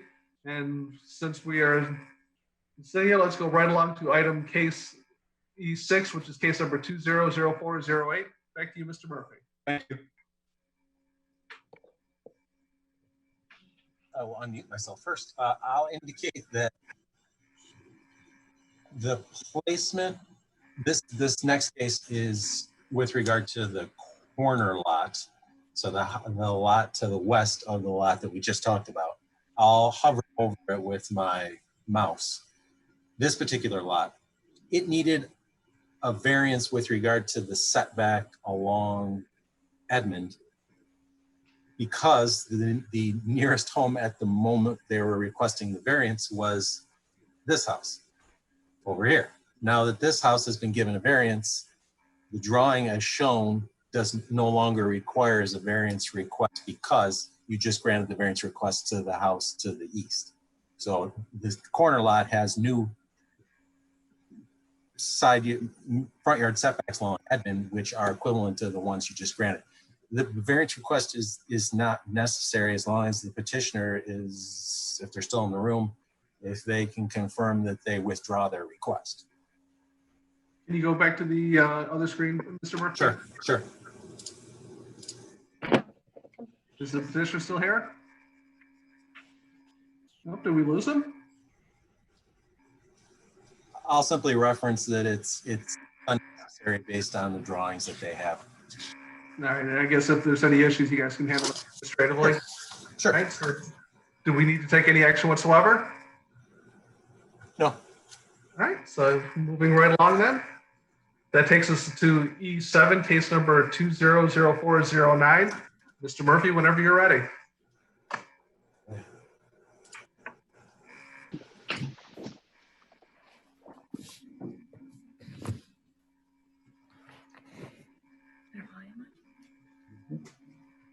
Good evening. Good evening. The subject property is what we refer to as a through lot. It has frontage along Wilson, and it goes all the way through to North Campbell. As you can see in the aerial photograph on the screen, the house and the garage are oriented towards North Wilson, and it has a green space open rear yard that goes all the way through to Campbell. And it's kind of the gap in the teeth of the house, the duplexes along Campbell, if you will. Yeah, for some reason, this particular site has been that way for many years, and perhaps the Hagedorns can lend some credence to that and some history, but the petitioner is proposing to break off, shall we say, that back half of the property and create a single family home site that fronts Campbell. And it would be, again, between the two family dwellings that you see on each side in the photograph in front of you. The petitioner has provided us a survey. That size of the property that they want to create is 46 feet wide. And to create a new single family home site, they need to have a minimum width of 50 feet. They also need to have a minimum lot size of 6,000 square feet. They are shy of the lot width by 4 feet, and they are shy of the minimum lot size by 480 square feet. Therefore, they're seeking those two variances in order to create that vacant single family home site that has that fronts along Campbell. And with that, I'll see if you have any questions. Absolutely. So I get it, just to clarify a couple things. I mean, the 46-foot width is an existing condition. It's not the result of them trying to take an 80-foot lot and chop it to create, what have you. It is 46 feet, and that's just how it is for whatever reason. And I'm assuming that they are drawing the property line, which is creating the overall square footage of the lot, parallel with the other property lines that go through that backyard alleyway, so all the property lines are consistent. Yes, and the subject property is actually zoned 2-family residential. It's for a single-family home site or a 2-family dwelling, presuming it meets the minimum lot size for either of those options. In conversation numerous times with the petitioner, they did want to seek the variances to create a single-family home site. I'll let them provide their logic to that, but much of it lies in the fact that it's a fairly narrow piece of property, especially in comparison to the many 2-family home sites along Campbell. It's very narrow, would probably be a challenge to even construct a 2-family dwelling, but they are seeking variances to create a single-family home site. I think I saw Ms. Anderson first. Well, that's what I was wondering, Joseph, if you could even fit, because I can see if it was split, then someone's going to come and say, hey, we want to put in a 2-family dwelling. They're all 2-family dwellings along here. And would something like that even meet any of their criteria? They're asking for a variance to be able to construct have it be a single-family home site. If they were to sell off the property and someone wanted to construct a 2-family dwelling, they would have to come back in front of you and ask for variances to the 9,000 square foot lot size for a 2-family. Okay, thank you. Sure. Any other questions? Mr. Gavin? Really more of a technical question. Mr. Murphy, your audio keeps cutting in and out, and I have a hard time hearing you. I don't know if there's anything, if we know what's going on there, but there you go. Would you like me to repeat some of the things I've said? No, I gathered all the information I needed from your report, but it sometimes it's helpful to just hear it again too. So I don't know what's going on there with that, but I was having the same problems. Mr. Kroll. Joseph, has there been, I know we're not supposed to really be that concerned with what's getting built, but have they proposed any design at all for our consideration for this lot? No, they haven't. If from my recollection, they're seeking the opportunity to market it for sale. And I'll let them confirm that, but that's from my recollection. Okay, thank you. All right, not seeing any other questions. I see Mr. Hagedorn is here in the room. Sir, the floor is yours. Tell us about your plan. Well, my name's Robert Hagedorn. This is my brother Daniel. Daniel is the current resident of the property. It's been in the Hagedorn family name since 1946. The reason, and Dan inherited it from mom and dad, who passed away back in the mid 2006 and 2009. Dan has kept the property up for many years. Dan is now 63 years old. It's getting to be a bit of an issue.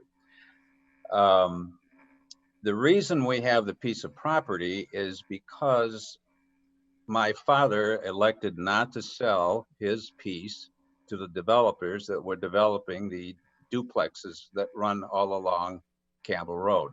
He wanted to keep the property, have some space, so to speak, and that's why it's been in existence in the family home for such a long time. The plan is simply, yeah, that's a good shot of the property.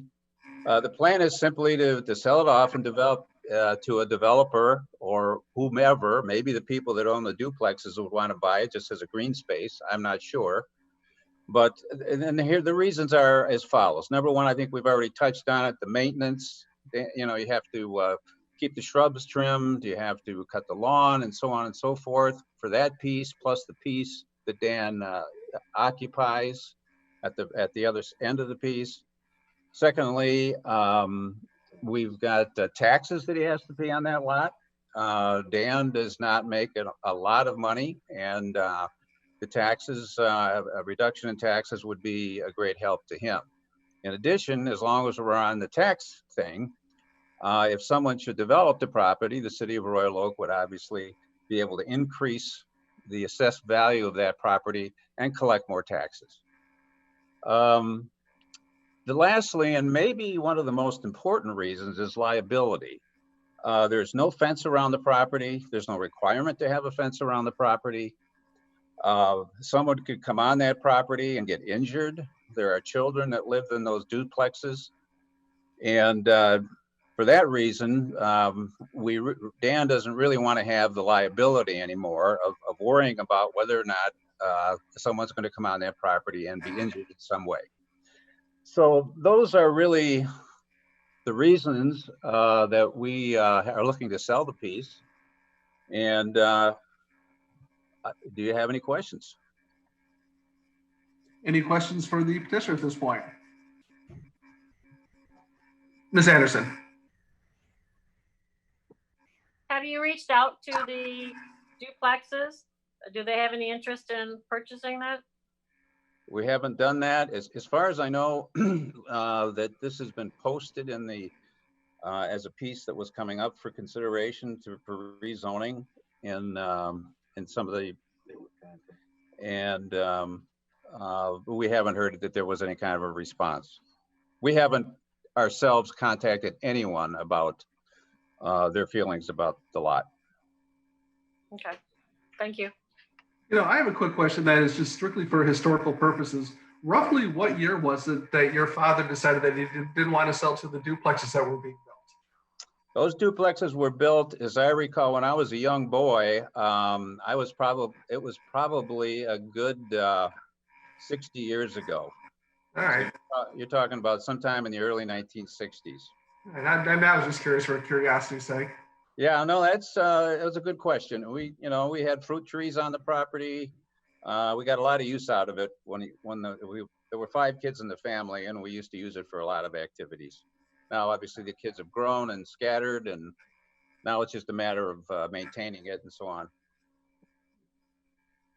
Any other questions for the petitioner at this point? It would make a good city park. We might have enough of those, Leslie. It's a great green space, you know. Mr. Kroll. I have a question for Joseph versus the. Can I ask that now? Yeah, go ahead. Yeah, Joe, I'm a little confused at what we're voting on here. Because it would seem like if they sold it, probably someone would have to come back in front of us with a new plan anyway, right? What are we voting on? Are we doing a carte blanche card here, or what are we voting on? You're voting to allow them to divide the property so that they can market it for sale as a single family home site. So are we then saying that 46 feet is what the standard becomes? The standard to create a new lot is 50 feet wide. So yes, you would be granting them a variance to say, find it acceptable to create a lot that's 46 feet wide and falls short of 6,000 square feet by 480 square feet. Thank you. Ms. Robinson. Why it can't be split without us passing this variance? Is that correct? That's correct. That's correct. Okay. Because they're proposing to take one piece of property and split it into 2.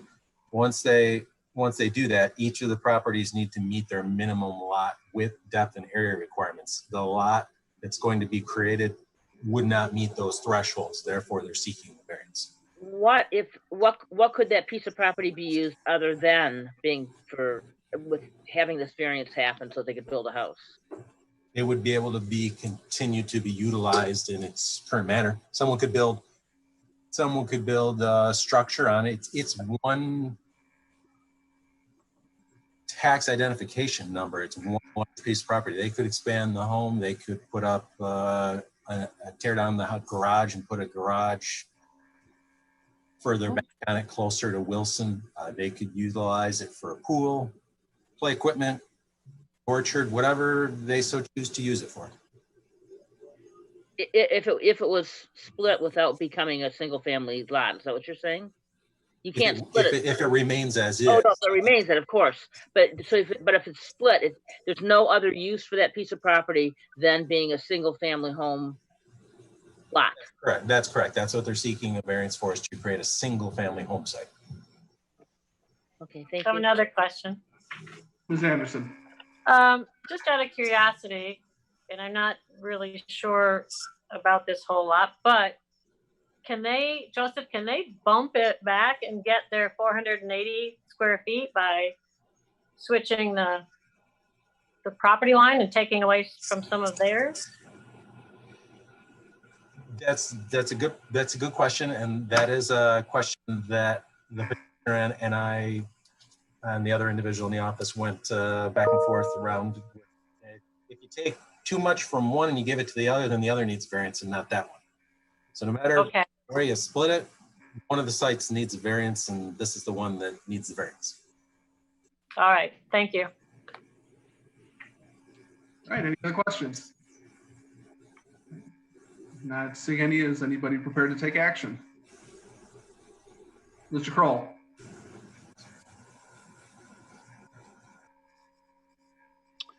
I would like to make a motion to deny. We have a motion by Mr. Kroll. Is there a second? I'll second. And we have a second by Ms. Anderson. Mr. Kroll. I'm voting a little bit against the unknown. As I look at that strip, and I happen to ride my bike by it every morning, so I'm quite familiar with it. It's blocks and blocks and blocks and blocks and blocks of duplexes. And the neighborhood has some consistency. If someone were in front of me and showed me a ranch single family home that had some kind of design similarity to what we've got going there, I would probably have a different position.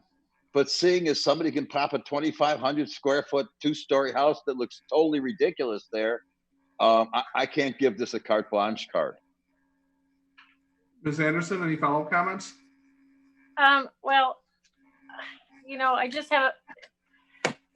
I'm feeling that there's going to be need for more variances. If this is split in the future, I think that it still can be used for a single family that's not, I know you may not like to mow the grass and keep up with it, but you have one of the luxuries that most everybody else in the city of Royal Oak doesn't have, and you have extra land that you could put a big garden in, or the next person that lives there could put a big garden in. They can put those fruit trees back like you were talking about. I'm sure your water bill would be minimal because we're being taxed on all that now, but those are, I'm not seeing a real reason to go forward with this request. I think it needs to be denied. Let me chime in, Mr. Kroll. You and Ms. Anderson have had a shot. I absolutely will not be supporting the motion to deny. I see absolutely no reason why we wouldn't want to have the property line consistent with the other properties, which is creating the 500 square foot shortage or whatever it is. And a 46-foot lot is a lot that exists in many areas of the city. That it is zoned in such a way that whatever comes in front of the city in terms of a proposed house in the future would either have to meet our ordinances or it would have to come in front of us again. And the way it's zoned, it's not going to be a commercial use. And frankly, I think these property owners have rights, and what they're requesting, I don't think is out in left field. So I have no problem denying a motion to deny. Mr. Olfak. I will also be against this motion. The practical difficulties is the hardships of their lot is unusual compared to all the other neighborhood lots in that it extends from one street to another. We should allow them to break it off and match the adjacent lots next to it so that they're not a unique circumstance. whether or not they would have gone for multifamily or single, that's neither here nor there. But again, if someone buys this, they can come back before us and pay the $700 to get the variances required for it. Although we've seen many times people can build houses on small lots, smaller than this. So I am against this motion. Any other comments? Mr. Gavin? I'm also against the motion, just for pretty much the exact same reasons you guys just listed. They have the right to split the property. 46-foot lot is very common. I know it won't fit in with the character of all the other houses on that strip there on Campbell, but nothing you do is going to fit in with the character of all those houses or all those duplexes on Campbell. It's just, this is the situation that we have because of decisions made 60 years ago. And there's nothing, we'll just have to make do with the best we can with what we have. Any other comments? All right, so not seeing any, I'm going to call for the vote. And the vote or the motion is to deny. So all those in favor of denial signify by saying aye. I will start with Mr. Gavin. Nay. Ms. Robinson? Ms. Robinson? You're muted. I'm sorry. Nay. Mr. Klatt? Nay. Ms. Zukin? Nay. Ms. Anderson? Aye. I vote nay. Mr. Kroll? Aye. Mr. Curtis? Nay. And Mr. Opak? Nay. All right, so that motion fails 7-2. Does anybody want to make a motion to the contrary? Mr. Opak? I would like to make a motion to grant the variances as requested. Motion, any second? Second by Mr. Gavin. Any additional discussion? As I previously stated, as the practical difficulties in meeting the hardships that's currently out there, I don't know if I need to add to it, but I've already said it in the opposite way. All right, not seeing other hands, and we will roll through this again. Mr. Opak? I apologize, Mr. Esper. I didn't mean to interrupt, but I just want to make sure, Joseph, did we clarify that there's no public comment on this? That's correct. There is no public comment. Correct. Thank you. I just want to clarify. Thank you. All right, thank you for that. All right, so again, now this is the motion to approve the two variances as requested. I'll start over. Mr. Opak? Aye.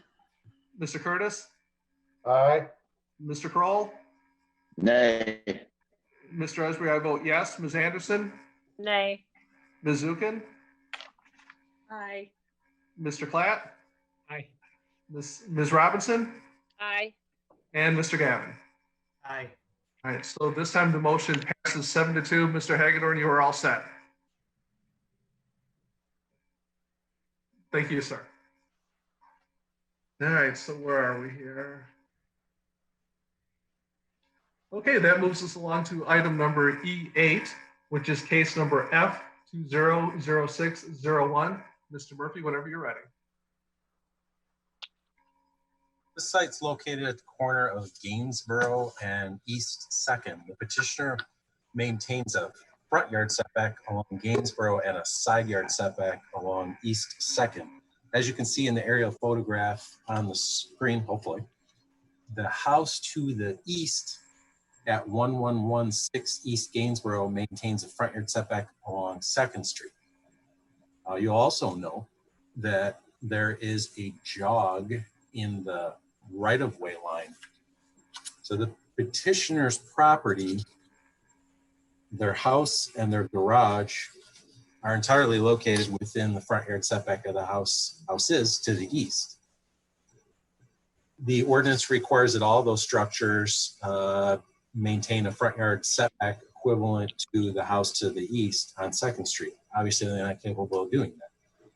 It also indicates in the fence ordinance that any fence that's erected within a required front yard be no less than 4 feet in height.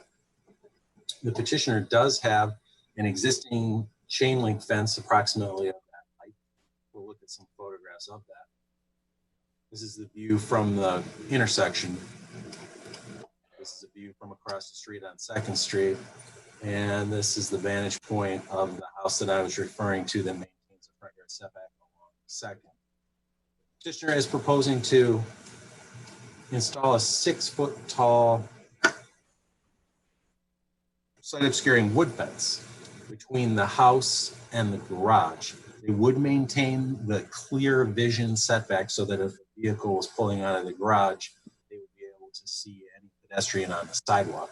That visibility, triangle visibility area is not a variance request. They are compliant. They would be compliant with that. However, they're replacing this chain link fence with a taller site obscuring wood fence between these two structures.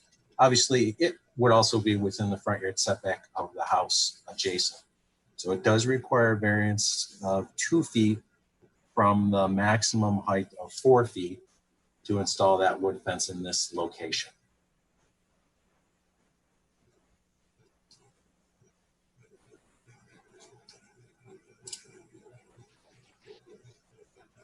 Any questions for Mr. Murphy at this point?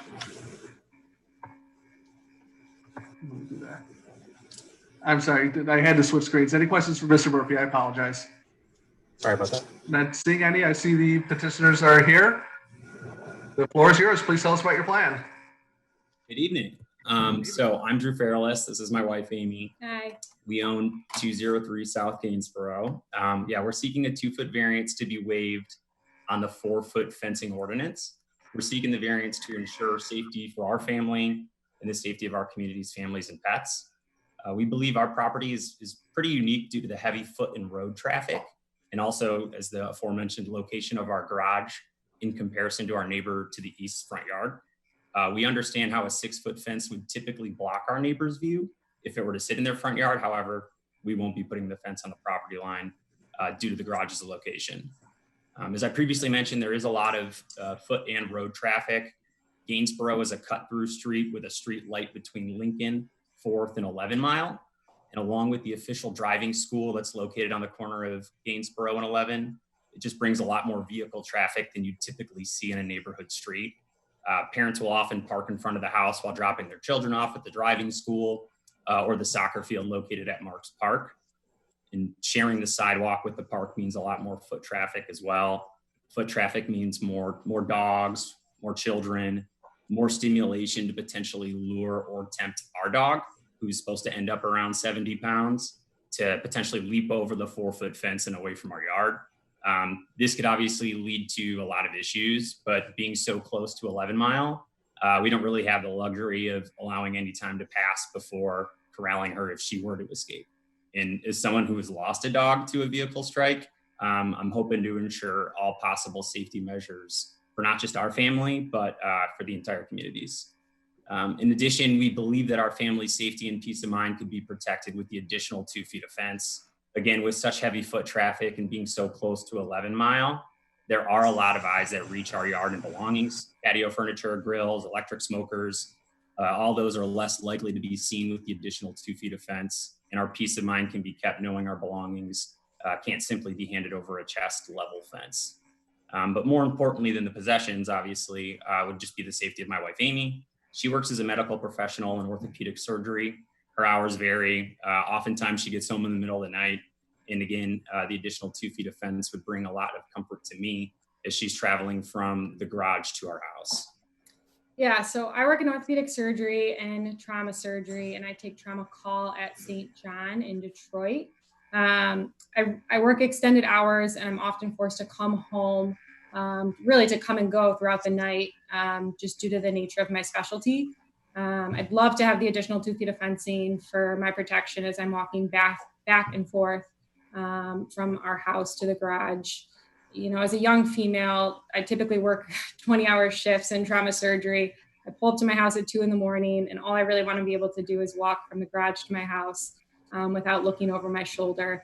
And unfortunately, I have had multiple occasions where I've been walking from the garage to my home in my scrubs, and people have stopped me and kind of forced some unwanted conversations about the medical profession. And, you know, I did actually reach out to Royal Oak Police just to get their input on a fence and what they thought or recommended as far as like a 4-foot with some arborvitaes versus a 6-foot.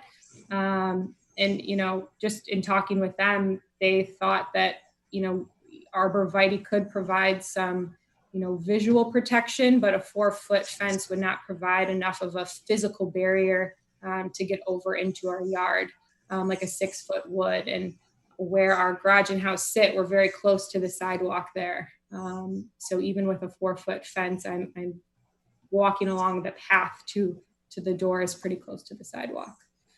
So we're requesting the variance be granted for all the reasons that we've stated. Our neighbors have shown their support for us in their letters that they've signed, and we think that the stained wood fence would fit right in with the neighborhood's aesthetics, as there are a number of 6-foot wooden fences in the neighborhood. And we have just a picture. I know it might be hard to see kind of on Zoom here, but this is like a sample of what the fence looks like. It's a pre-stained kind of medium color brown, pretty natural. And I think it would be aesthetically pleasing. There's a lot of the brown wooden fences in our area. All right, excellent. I see that Mr. Opek has his hand up, so I'll give him the floor for now. Yes. Did you look at having a 6-foot high cyclone fence, sort of like you have now, that would give you the added privacy, the added protection? And it's no change from what you have already, along with vegetation, as well as an invisible fence for your animal, because my parents have had that and have never had a problem with their dogs jumping over a small fence, like a 4-foot fence, with the invisible fence in front of that. So, the invisible fence wasn't something that we considered, but, that now we're looking at potentially tripling the cost of just putting up one fence to, we're talking, putting up the arborvitae, a fence, and an invisible fence. That's a lot of capital to put up, to try to work through that. I understand that, but you're creating a tunnel on that side on East 2nd, which isn't as busy as Gainsborough. And there's a park on 2nd Street, Marks Park, that's just 2 doors down. So yeah, I think our point is that there's a lot of foot traffic. There's a lot of cars that are parking there for soccer games.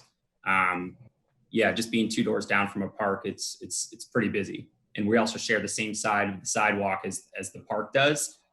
So again, just a lot more foot traffic, a lot more just cars in front of the house. I think I would argue that 2nd is maybe not as busy, but it's pretty busy for a cross street. Again, it's very busy. Normally we've granted these on busy streets when they're on the corner. Otherwise, it's just like your adjacent corner houses all around you that have the 4-foot fences, and there's a cyclone, and you can see right in the backyard. Yeah, but again, to our point, I think it's that we share the same sidewalk as that side. So if people are going to be walking to the park, they're going to be walking on our side of the sidewalk and not necessarily crossing in the middle of 2nd Street between Blair and Gainsborough. All right, I'm going to move along to Ms. Anderson. So my question is that you used to have a cyclone fence up, correct? And you've taken it down, because I drove past today and there was nothing there. Yeah. And your neighbor across the street, they have a cyclone fence. Theirs seems to be working well. I personally live on a corner with a park, half a block away, not even, I can see it. And we have a 3-foot fence. And we used to have German short hairs, and they never jumped over. But then I told my kids that they couldn't.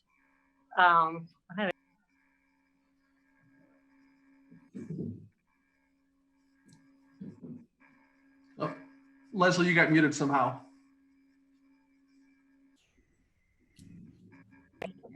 Okay. There you are. So I'm not sure when I got muted, but I also live on a corner, and people, it's just a regular corner, kind of like yours, but we do have a lot of neighbors walking to the park. I have a 3-foot fence, maybe 3 inches and something. And it's worked well for all these years. We had 2 German short hairs that didn't jump over. To your question on safety, I think that, I guess you run the risk of something happening coming out of your hospital. But when you're in your own house, in your own neighborhood, to me, that's not a huge issue. I don't think that is. Or you would have bought a place with an attached garage, you wouldn't need to do that. But those are my thinking. I think there's other alternatives. I don't know. You need to go with a 6-foot fence there because it will make kind of this big wall for all the neighbors. Any other questions for the petitioner at this point? Anybody?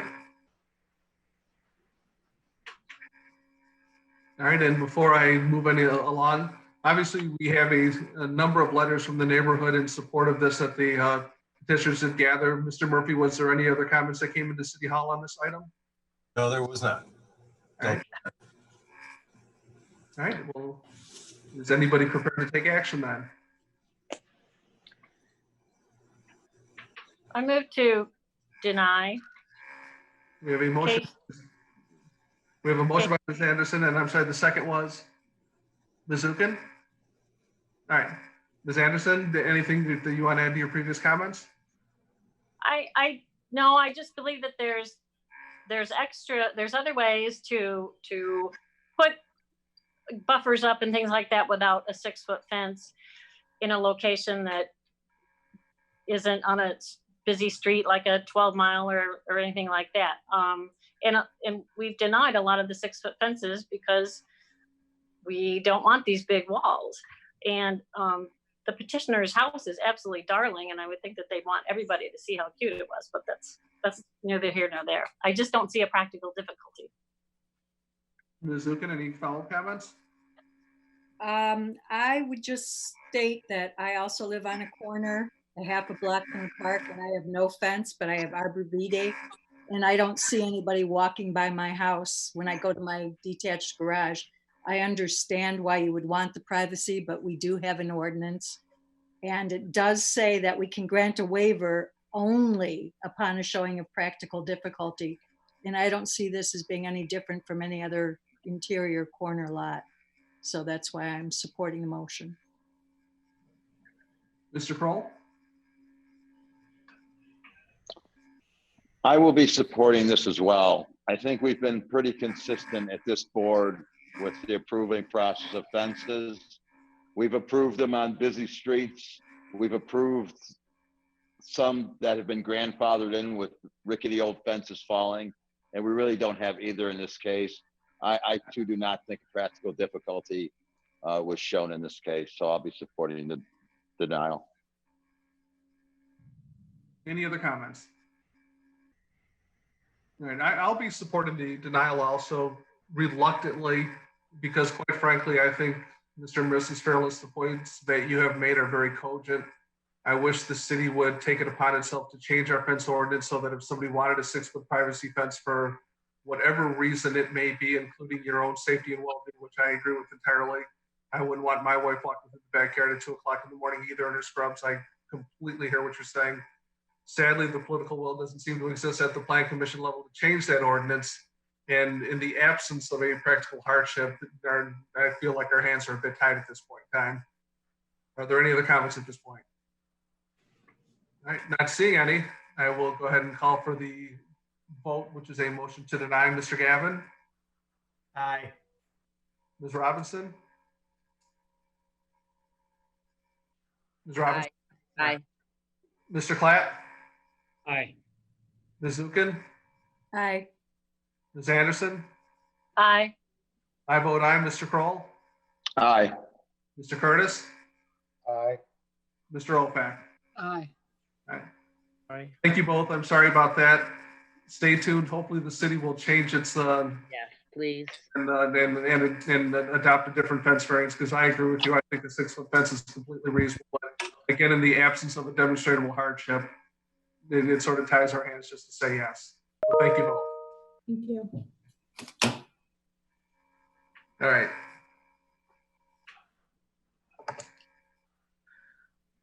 So moving right along to case number E9, case number 200610. Mr. Murphy, whenever you're ready.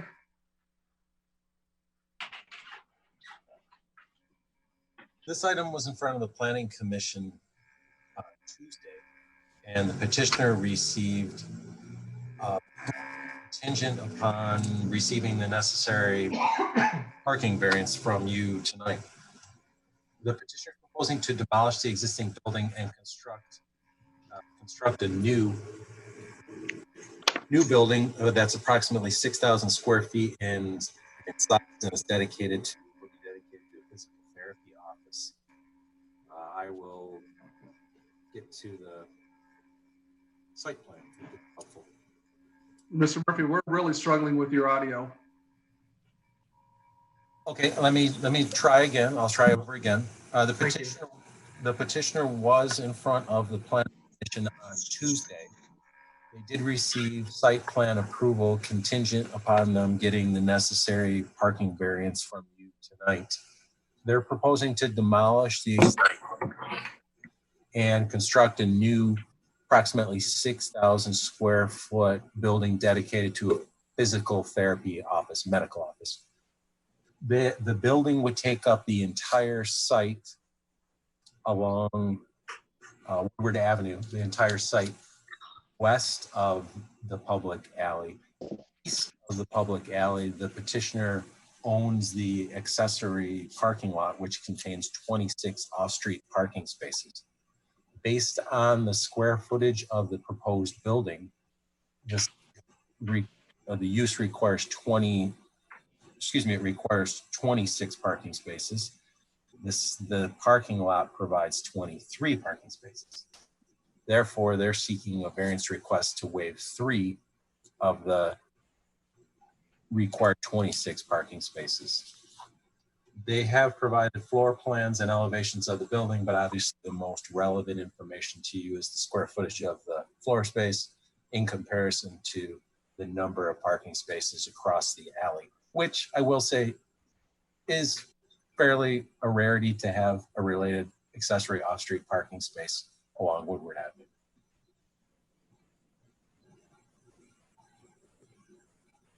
Any questions for, let me switch my view here. Thank you. Any questions for Mr. Murphy at this point? Mr. Opek. Joseph, am I understanding correctly that basically this building and is in charge of that parking lot? The parking lot's not associated with any of the other buildings, or am I wrong in that assumption?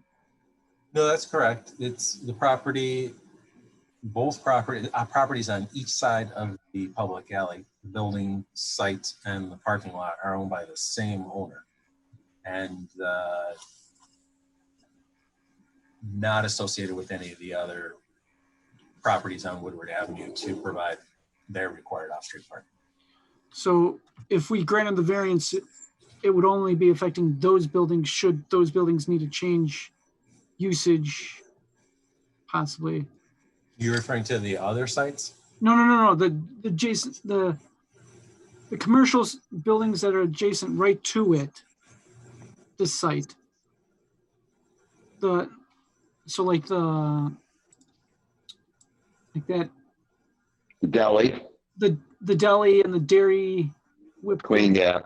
And they're entirely separate sites. That okay, are that's their own what on-street I just parking. wanted to verify that this Yes. parking lot's only for what was the vet clinic site. Yes. Okay. Correct. Okay. That's all I wanted to confirm. Thank you. Any other questions for Mr. Murphy at this point? All right, not seeing any. I see we have a couple petitioners here. Whichever one of you two wants to take the floor first, Mr. Williams or Mr. Heffernan, the floor is yours. Beautiful. Can you guys hear me well? Good evening. My name is Eric Williams. I work for Stonefield Engineering and Design. Our address is 607 Shelby Street, Suite 200, Detroit, Michigan. We're here tonight representing the applicant, RO Investments LLC. Dwayne Barbat, owner and developer, is also present this evening. As Mr. Murphy stated, this is a proposal to construct a new 5,970 square foot physical therapy clinic at 32934 Woodward Avenue. And again, we did receive Planning Commission approval on Tuesday night, and we are here seeking approval of our 3 parking space variants. With that being said, I think some of the Adjacent businesses to the property have already been highlighted and alluded to. So the property itself does front Woodward. There is a wing stop on the northernmost portion of the block, just south of 14 Mile. There's the Custard and Company, the deli, and a handful of other uses along that block of Woodward. The existing parking area located across Woodward, shown in the photo there. Thank you, Mr. Murphy. Shown in this particular photo is proposed to be reutilized, and it will be restriped. And I believe these are old fence posts that you can see here that are fading.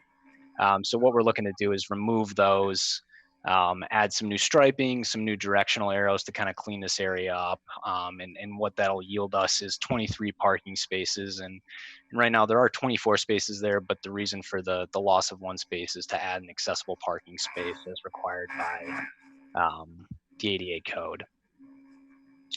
And the other thing to note here is that the masonry wall that you can see is painted white will remain intact throughout construction and into the future. So there should be no negative impact to the adjacent residential properties.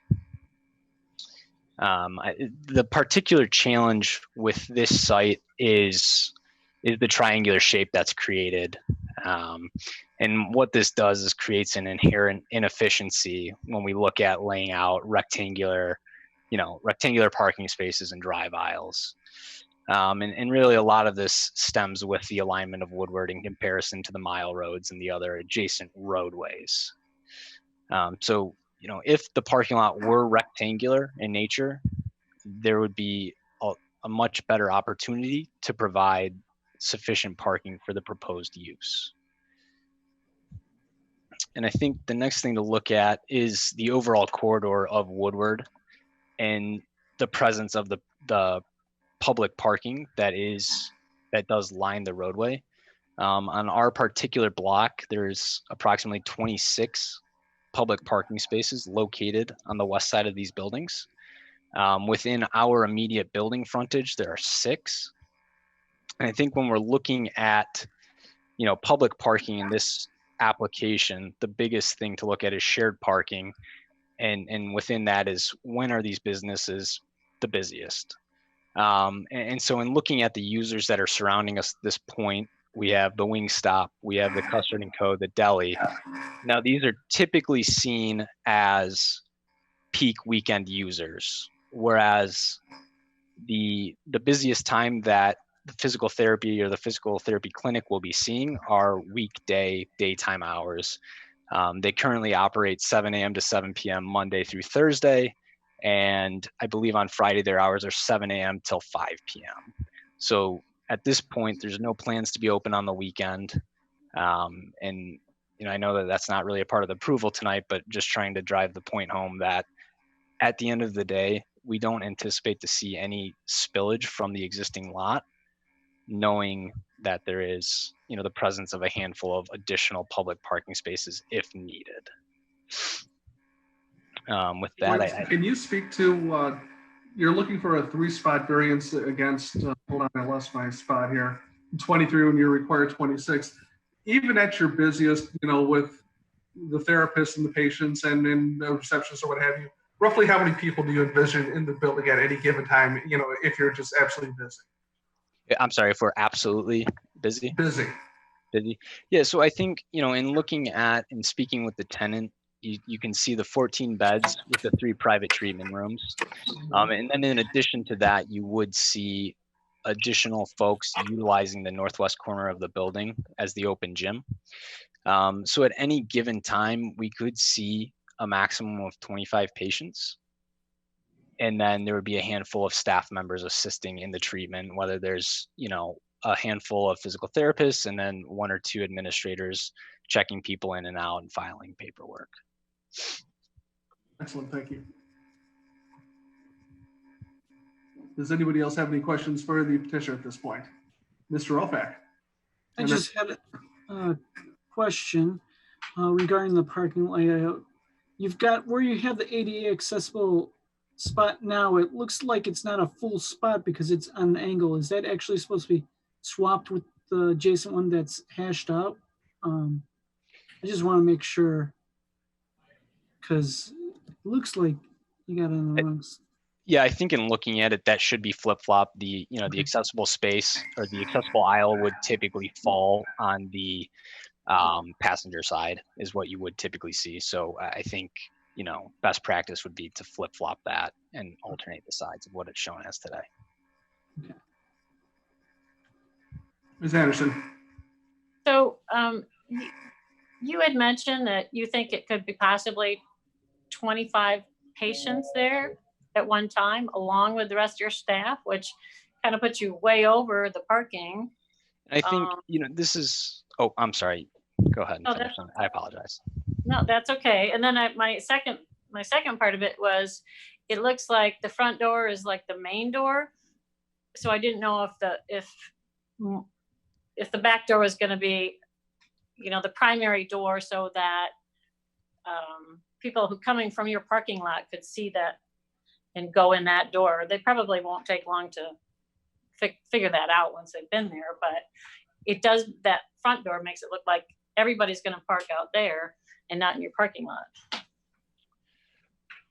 Right. And I think, you know, that's, you know, with the intent of the Woodward corridor, I mean, I don't think the city of Royal Oak would want to see back of house style architecture along Woodward. So that, you know, that's why we have the front doorway nice and dressed up so that it's, you know, it fits in with the overall corridor. In terms of the back door, you know, I can't speak to the signage that we would be seeking, but I would imagine that at some point we would be looking, I think it's labeled as H here potentially, but I think there would be some identification signage to at least identify patrons and customers to where that entrance is. And I think the other thing to keep in mind is that, you know, when you're going to a physical therapist's office, it's a destination. You know, it's not a pass by use per se, like, you know, a gas station or a convenience store. If somebody's going to be coming to this particular location, they're going to be very familiar with it. And, you know, maybe the first time they will, you know, it will take them a second to understand, but after that first visit, they'll have a clear understanding of how the business functions, where the doorways are, and what their parking opportunities are. Now, in terms of the number of people you would anticipate to see within the clinic, I think it's, you know, it's important to think about the parking that is available along Woodward, but then additionally, not everybody is going to be driving to the physical therapist necessarily. There may be instances where people are dropped off at the door. You know, there's going to be these short, quick transactions of people coming in and out and being picked up and removed from the property. The other thing to look at is an ITE parking generation. And if you look at the study that ITE has done in the 5th generation handbook, the average peak demand for a medical office of this nature would be 19 spaces, or approximately 3.23 spaces per 1,000 square feet. And this is provided with a 95% confidence interval that the required spaces would fall between 18 and 20. The peak number of spaces required. So, you know, while there may be a higher number of people within the facility, there's a very strong possibility that there won't in fact be 40 cars at the location as the tenant has potentially stated. Mr. Opak and then Mr. Kroll. Well, if Alan had his hand first, he can go first. Mr. Kroll, go ahead. Thank you. I have to debate the parking situation with you a little bit. By the way, whoever's got their phones unmuted, can they mute them? I'm getting all kinds of feedback noise. You really should mute when you're not talking. I know this parking this very well. I do. I'm at Al's Deli quite a bit, at the Dairy Queen. there's not an overabundance of parking at this, and it's not a weekend and seasonal thing. I mean, certainly the Dairy Queen is more seasonal than others, but the deli's business just continues to grow and grow. They do have a parking lot behind, which I normally have to go to because there's not parking out front. So my second question then would be ADA parking. Joseph, maybe you could talk about the requirement there. I mean, if we're talking about a physical therapy place, chances are there's going to be more need for handicap spaces than normal. So I don't see that really called out in here, and that would be a factor to me. The Americans with Disabilities Act doesn't provide that distinction. It simply requires for the first 25 parking spaces, one of those spaces needs to be a van accessible size barrier-free parking spaces. It requires between 25 and 50 parking spaces that are required. It requires a standard, another barrier-free parking space, which is a standard size. So it would require 2 barrier parking spaces for a parking count between 25 and 50 vehicles. So they're at the threshold where they're only required to provide 1, and that confirmation was provided by the building inspector. While their use, they have the ability to install more if they so choose based on their clientele, but obviously they're not required to under that federal act.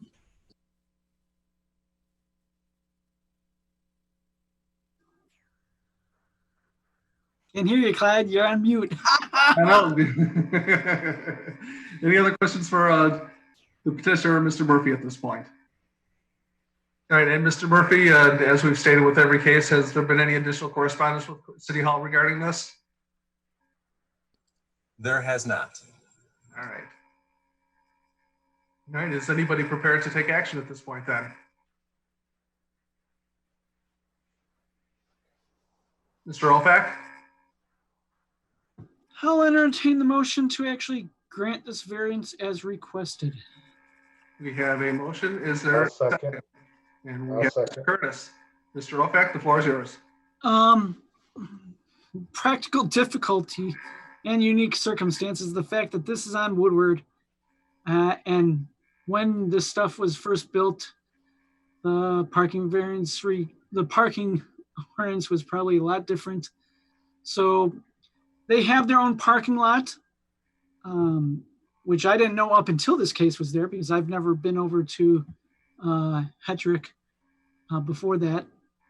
So I think the circumstance, yes, they brought upon themselves, but they can't help the fact that they're on Woodward and they want to make this building better and increase the usage on Woodward through this new use within this space. So because of that, I don't have a problem with the practical difficulty granting it, the variance.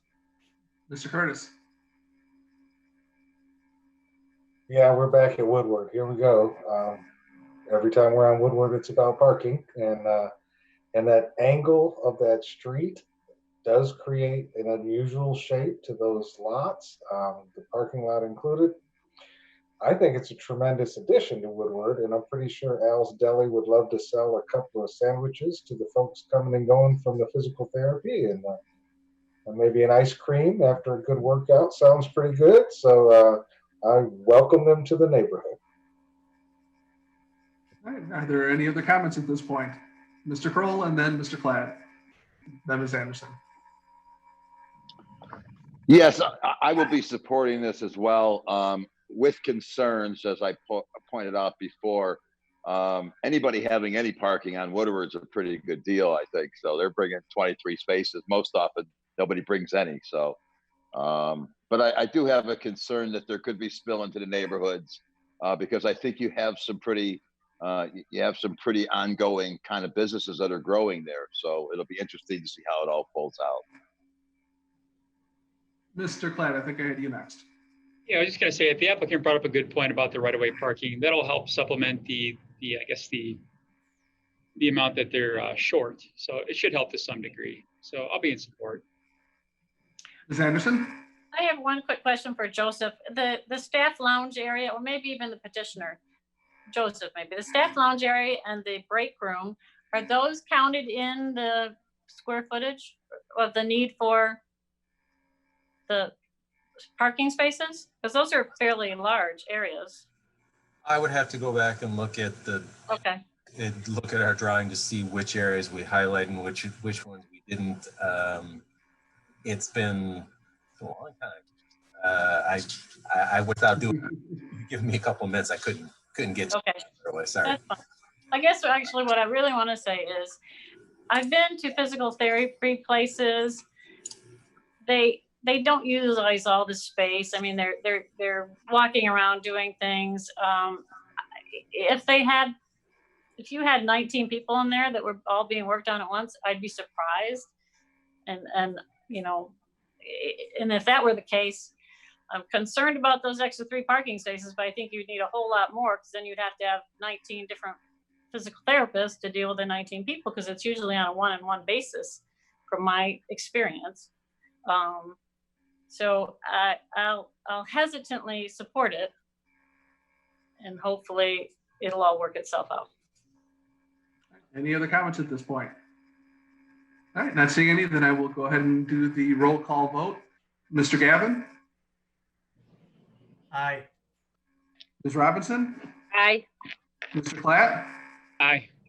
Ms. Zukin? Aye. Ms. Anderson? Aye. I vote aye. Mr. Kroll? Aye. Mr. Curtis? Aye. And Mr. Opek? Aye. All right, you are all set. You passed unanimously. Thank you very much. Thank you, everyone. Appreciate it. Have a great night. You as well. All right. And as we previously discussed, item D10 has been pulled from the agenda. So that moves us along to item number E11, which is case number 200612. Mr. Murphy.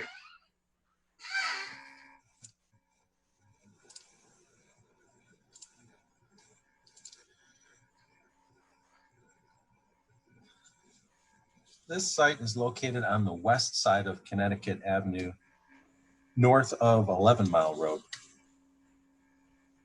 The property is 80 feet wide and is comprised of 2 40-foot wide platted lots. It has a lot depth of 130 feet and a resulting lot area of 10,400 square feet. It has a single family home with an attached garage via a breezeway.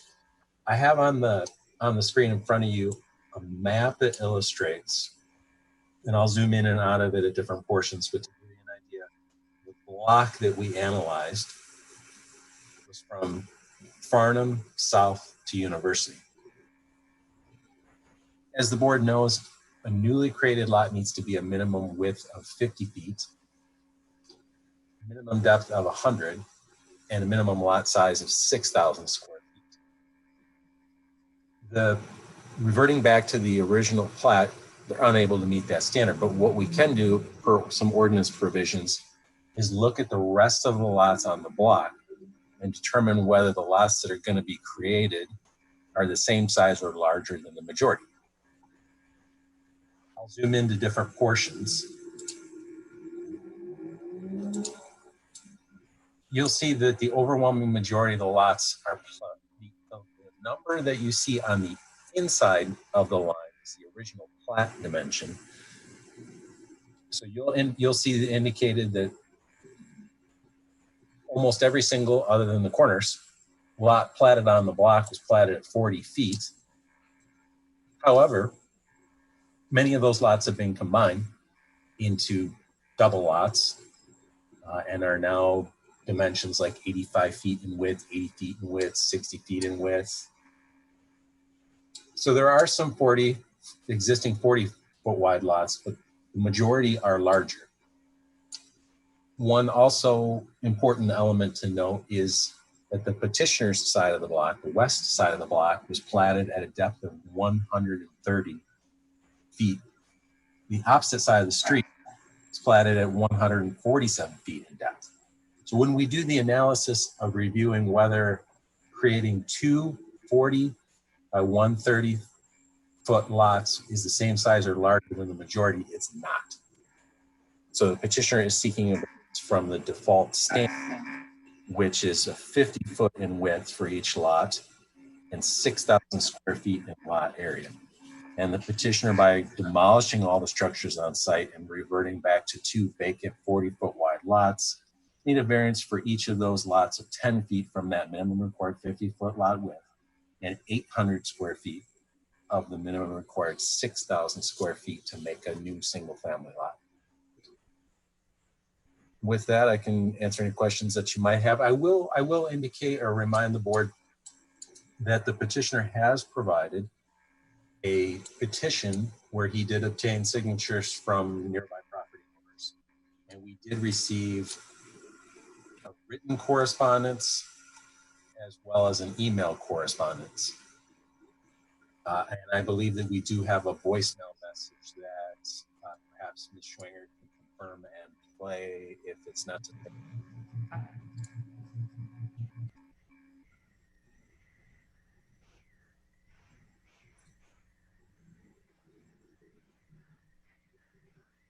Is there a voicemail public comment that's available for this meeting?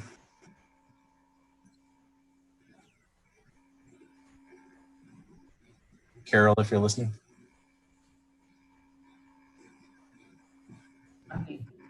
I'm sorry. Yes, if you'll just give me 1 minute, I am bringing that up to play for you. No problem.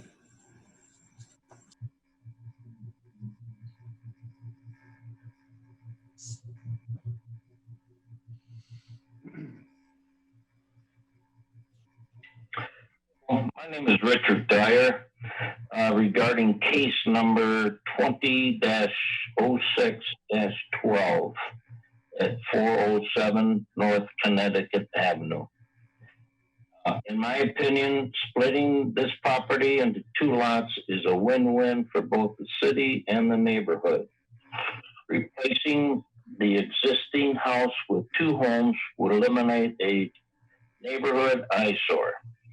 Your Royal Oak compliance personnel's job would become much easier in regarding to this home being torn down. They've been in touch with the present owner many times over the years with various property issues such as house painting, roofing issues, upkeep of the yard, and vehicles left on the street without being moved for extended times.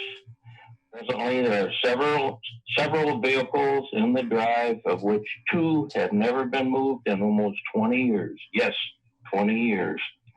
The compliance officer informed the neighborhood the city is unable to do anything on these junk vehicles because the owner obtains current year tags every year. Thank you.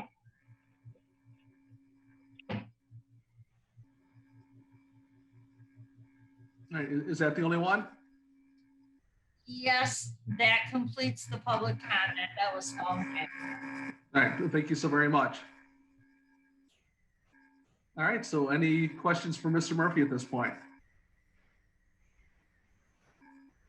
All right, not seeing any hands. Did I see a petitioner pop into the room? Or am I not seeing them?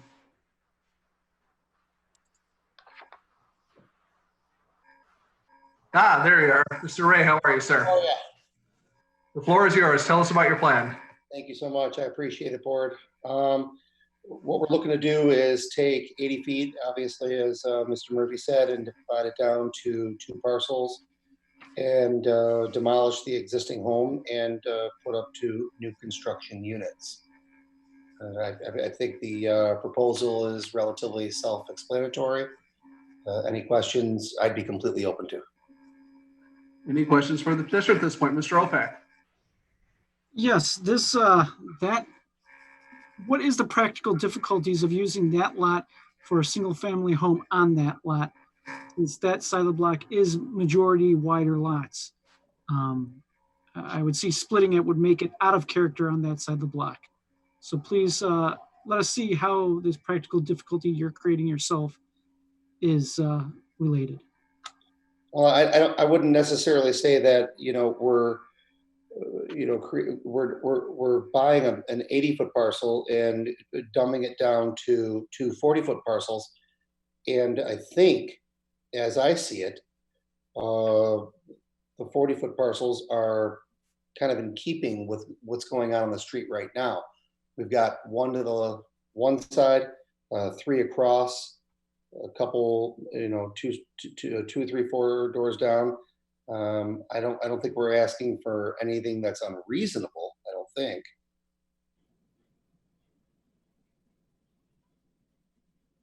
No, on the side of the block that you're on, you are asking for something that's unreasonable. I agree, across the street is all 40s, but if this would have been able to be rubber stamped because of the across the street lots, you wouldn't be here. So please help me understand how this is a practical difficulty that you can't use to build a single family home that matches your side of the street.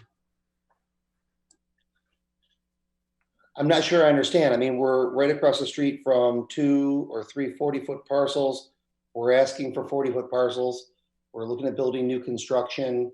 I'm at a loss for how I'm asking for anything that's impractical. Okay. Am I missing you? I'm sorry. Commissioner. Want to see any hands? Mr. Curtis? Yeah, Mr. Ray, were you granted this variance to split and build 2 homes? Do you have plans for those homes? Would they require further variances like regarding coverage of lot size? No, sir.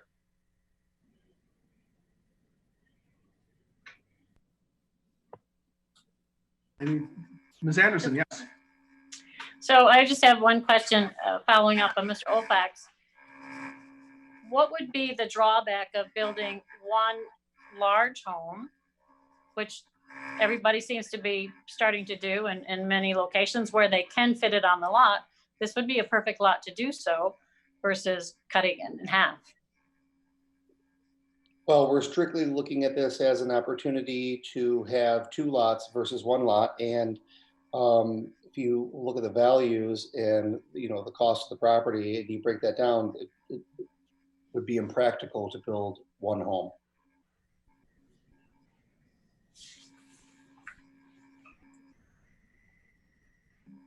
Any other questions? All right, does somebody want to take action at this point? Mr. Opak? I will motion to deny the variances as requested. I will support. Mr. Opak supported by, or second by Ms. Anderson. Mr. Kroll? No, do I get? Well, actually, let me go back to Mr. Opak. He made the motion, so go ahead. I'm sorry. As I've sort of alluded to, there's no practical difficulties of not replacing this house with another single family home on the same lot, on that same side of the street, and keeping with that same lot space. If on that side of the street, you split it and put 2 homes on it, now you place that side of the street out of character. And at the same time, you could start a cascading effect where the next lot that comes through on that side of the street may not even come to us to get a split, because now it's pushed over into the ratio that it could just be rubber stamped.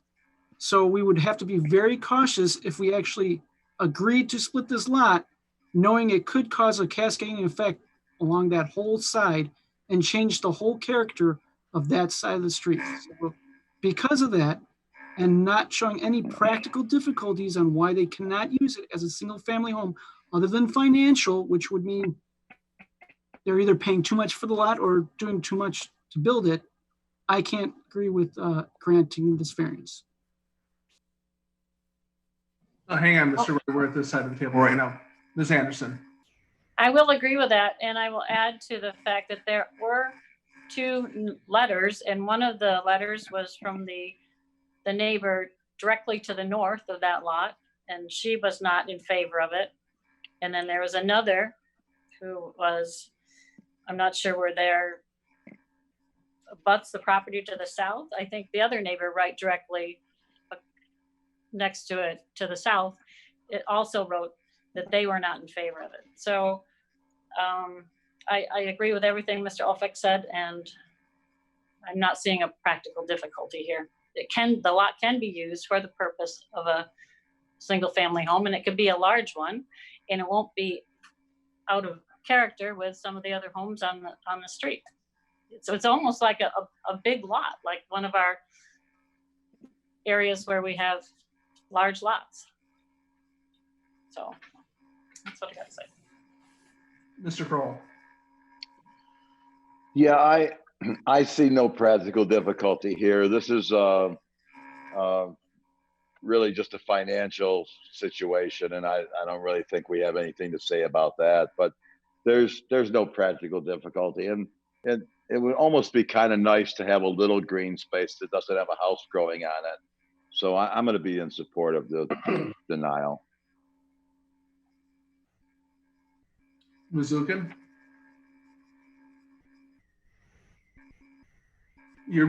Deb, you're muted. Sorry. All right, I want to run through the requirements for non-use variance so we can support our decision here. A, the chapter's restrictions unreasonably prevent the owner from using the property. We know it can be used for beautiful single-family home. The variance would do substantial justice to the applicant as well as to the other property owners. We already know from other property owners on that street that they don't think that that will do substantial justice to their homes. The plight of the landowners due to the unique circumstances of the property. There's nothing unique about this property.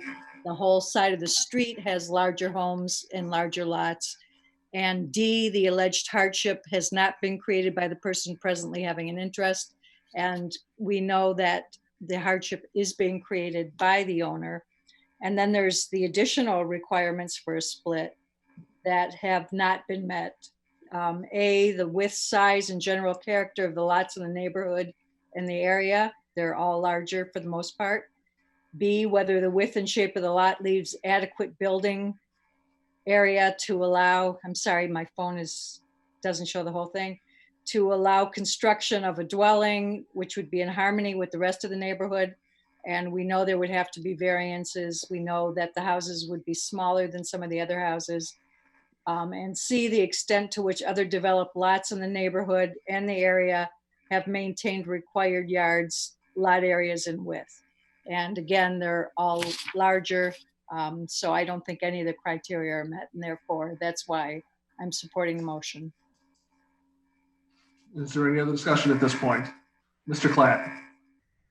Yeah, so I consistently vote to approve lot splits when there's consistency on the block, and I don't see that here. I think most of these lots are wider in nature. I just don't see that consistency, so I'll be in support of the denial. All right, well, I personally will not be voting in favor of the motion to deny. I find this lot split to be very reasonable. I think it'll mirror exactly, and I'm sorry for looking sideways. I'm looking at my other monitor here so I can closely look at what I'm saying.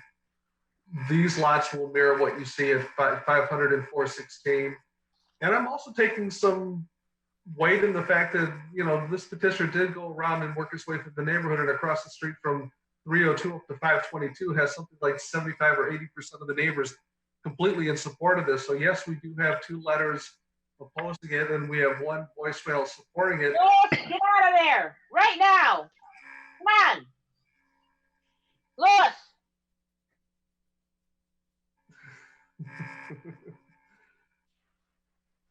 You forgot to mute before you yelled at your dog, Nancy. Oh my gosh, I'm so sorry. I am so sorry. I'm so sorry. Anyways,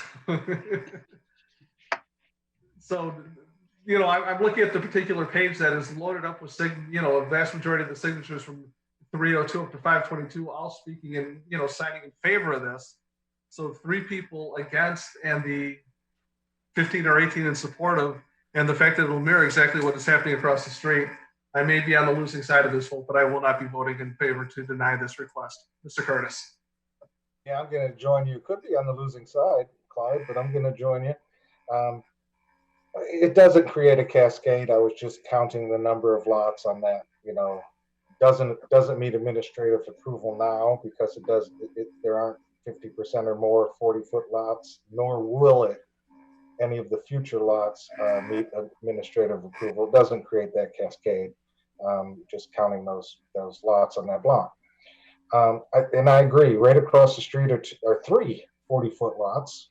They're originally platted as 40-foot lots. Most of the homes on this block would ordinarily fit within a 40-foot lot. This block doesn't have a whole lot of big homes on it. It just happens to have, you know, one small house, for instance, next door in the middle of 3 40-foot lots, which is great. They have green space on both sides of their little house, and that's wonderful. But I think this would create, it certainly is a better situation than what currently stands on this lot. But so anyway, I would support this variance approval. Currently, I'll be in non-support of the variance denial motion. I'm going to just make one last comment on the 40 foot. That's 1 foot away from 39 feet. It's not like it's 45 feet. That's a small, narrow lot. So just rest my case. Again, if the entire block wasn't platted at 40 feet, I think I would take a little more weight in that. Did I see your hand? First I've got Ms. Robinson, then Mr. Opak. And Nancy, you're muted. I'm sorry, this is just really difficult, and I apologize. It's okay. I'm going to support the denial of this. This is one of our premier streets in Royal Oak, and it's been that way for a long time. I think the size of the houses, the size of the lot, the size of the trees that are still there, we don't need to fill in anymore, and I don't see any hardship here, and that's where I'm coming from. And Mr. Opak, did you have a comment? No, Nancy sort of summed it up best. I was just going to say there was no, you guys on your arguments only had maybe at best one practical difficulty out of everything that's supposed to be there. All right, then I guess I will go for the roll call vote. We'll start with Mr. And this is a motion to deny. Keep that in mind. All those in favor of the motion to deny indicate by saying aye. Mr. Opak? Aye. Mr. Curtis? Nay. Mr. Kroll? Aye. I vote nay. Ms. Anderson? Aye. Ms. Zukin? Aye. Mr. Klatt? Aye. Ms. Robinson? Aye. Mr. Gavin? Aye. All right, so the motion to deny does pass. Mr. Ray, I thank you for your time. I'm sorry for the denial, but have a great night, sir. All right, so that completes our agenda for this evening. Get a little past 10, not too terrible. Is there anything else for the good of the city, Mr. Murphy? No, and we did not receive any what I'll refer to as general comment. Okay. So do we need a motion to adjourn, or do we just start turning off our computers? You can do the mystery motion as you normally do. Mr. Kroll? Motion to adjourn. Motion to adjourn. Go All on. right, I'm not even going to do a roll call vote. Everybody just scream aye. Aye. Aye. Good to Thank see you for a everybody again. Thanks for a successful meeting. Getting a little windy out there.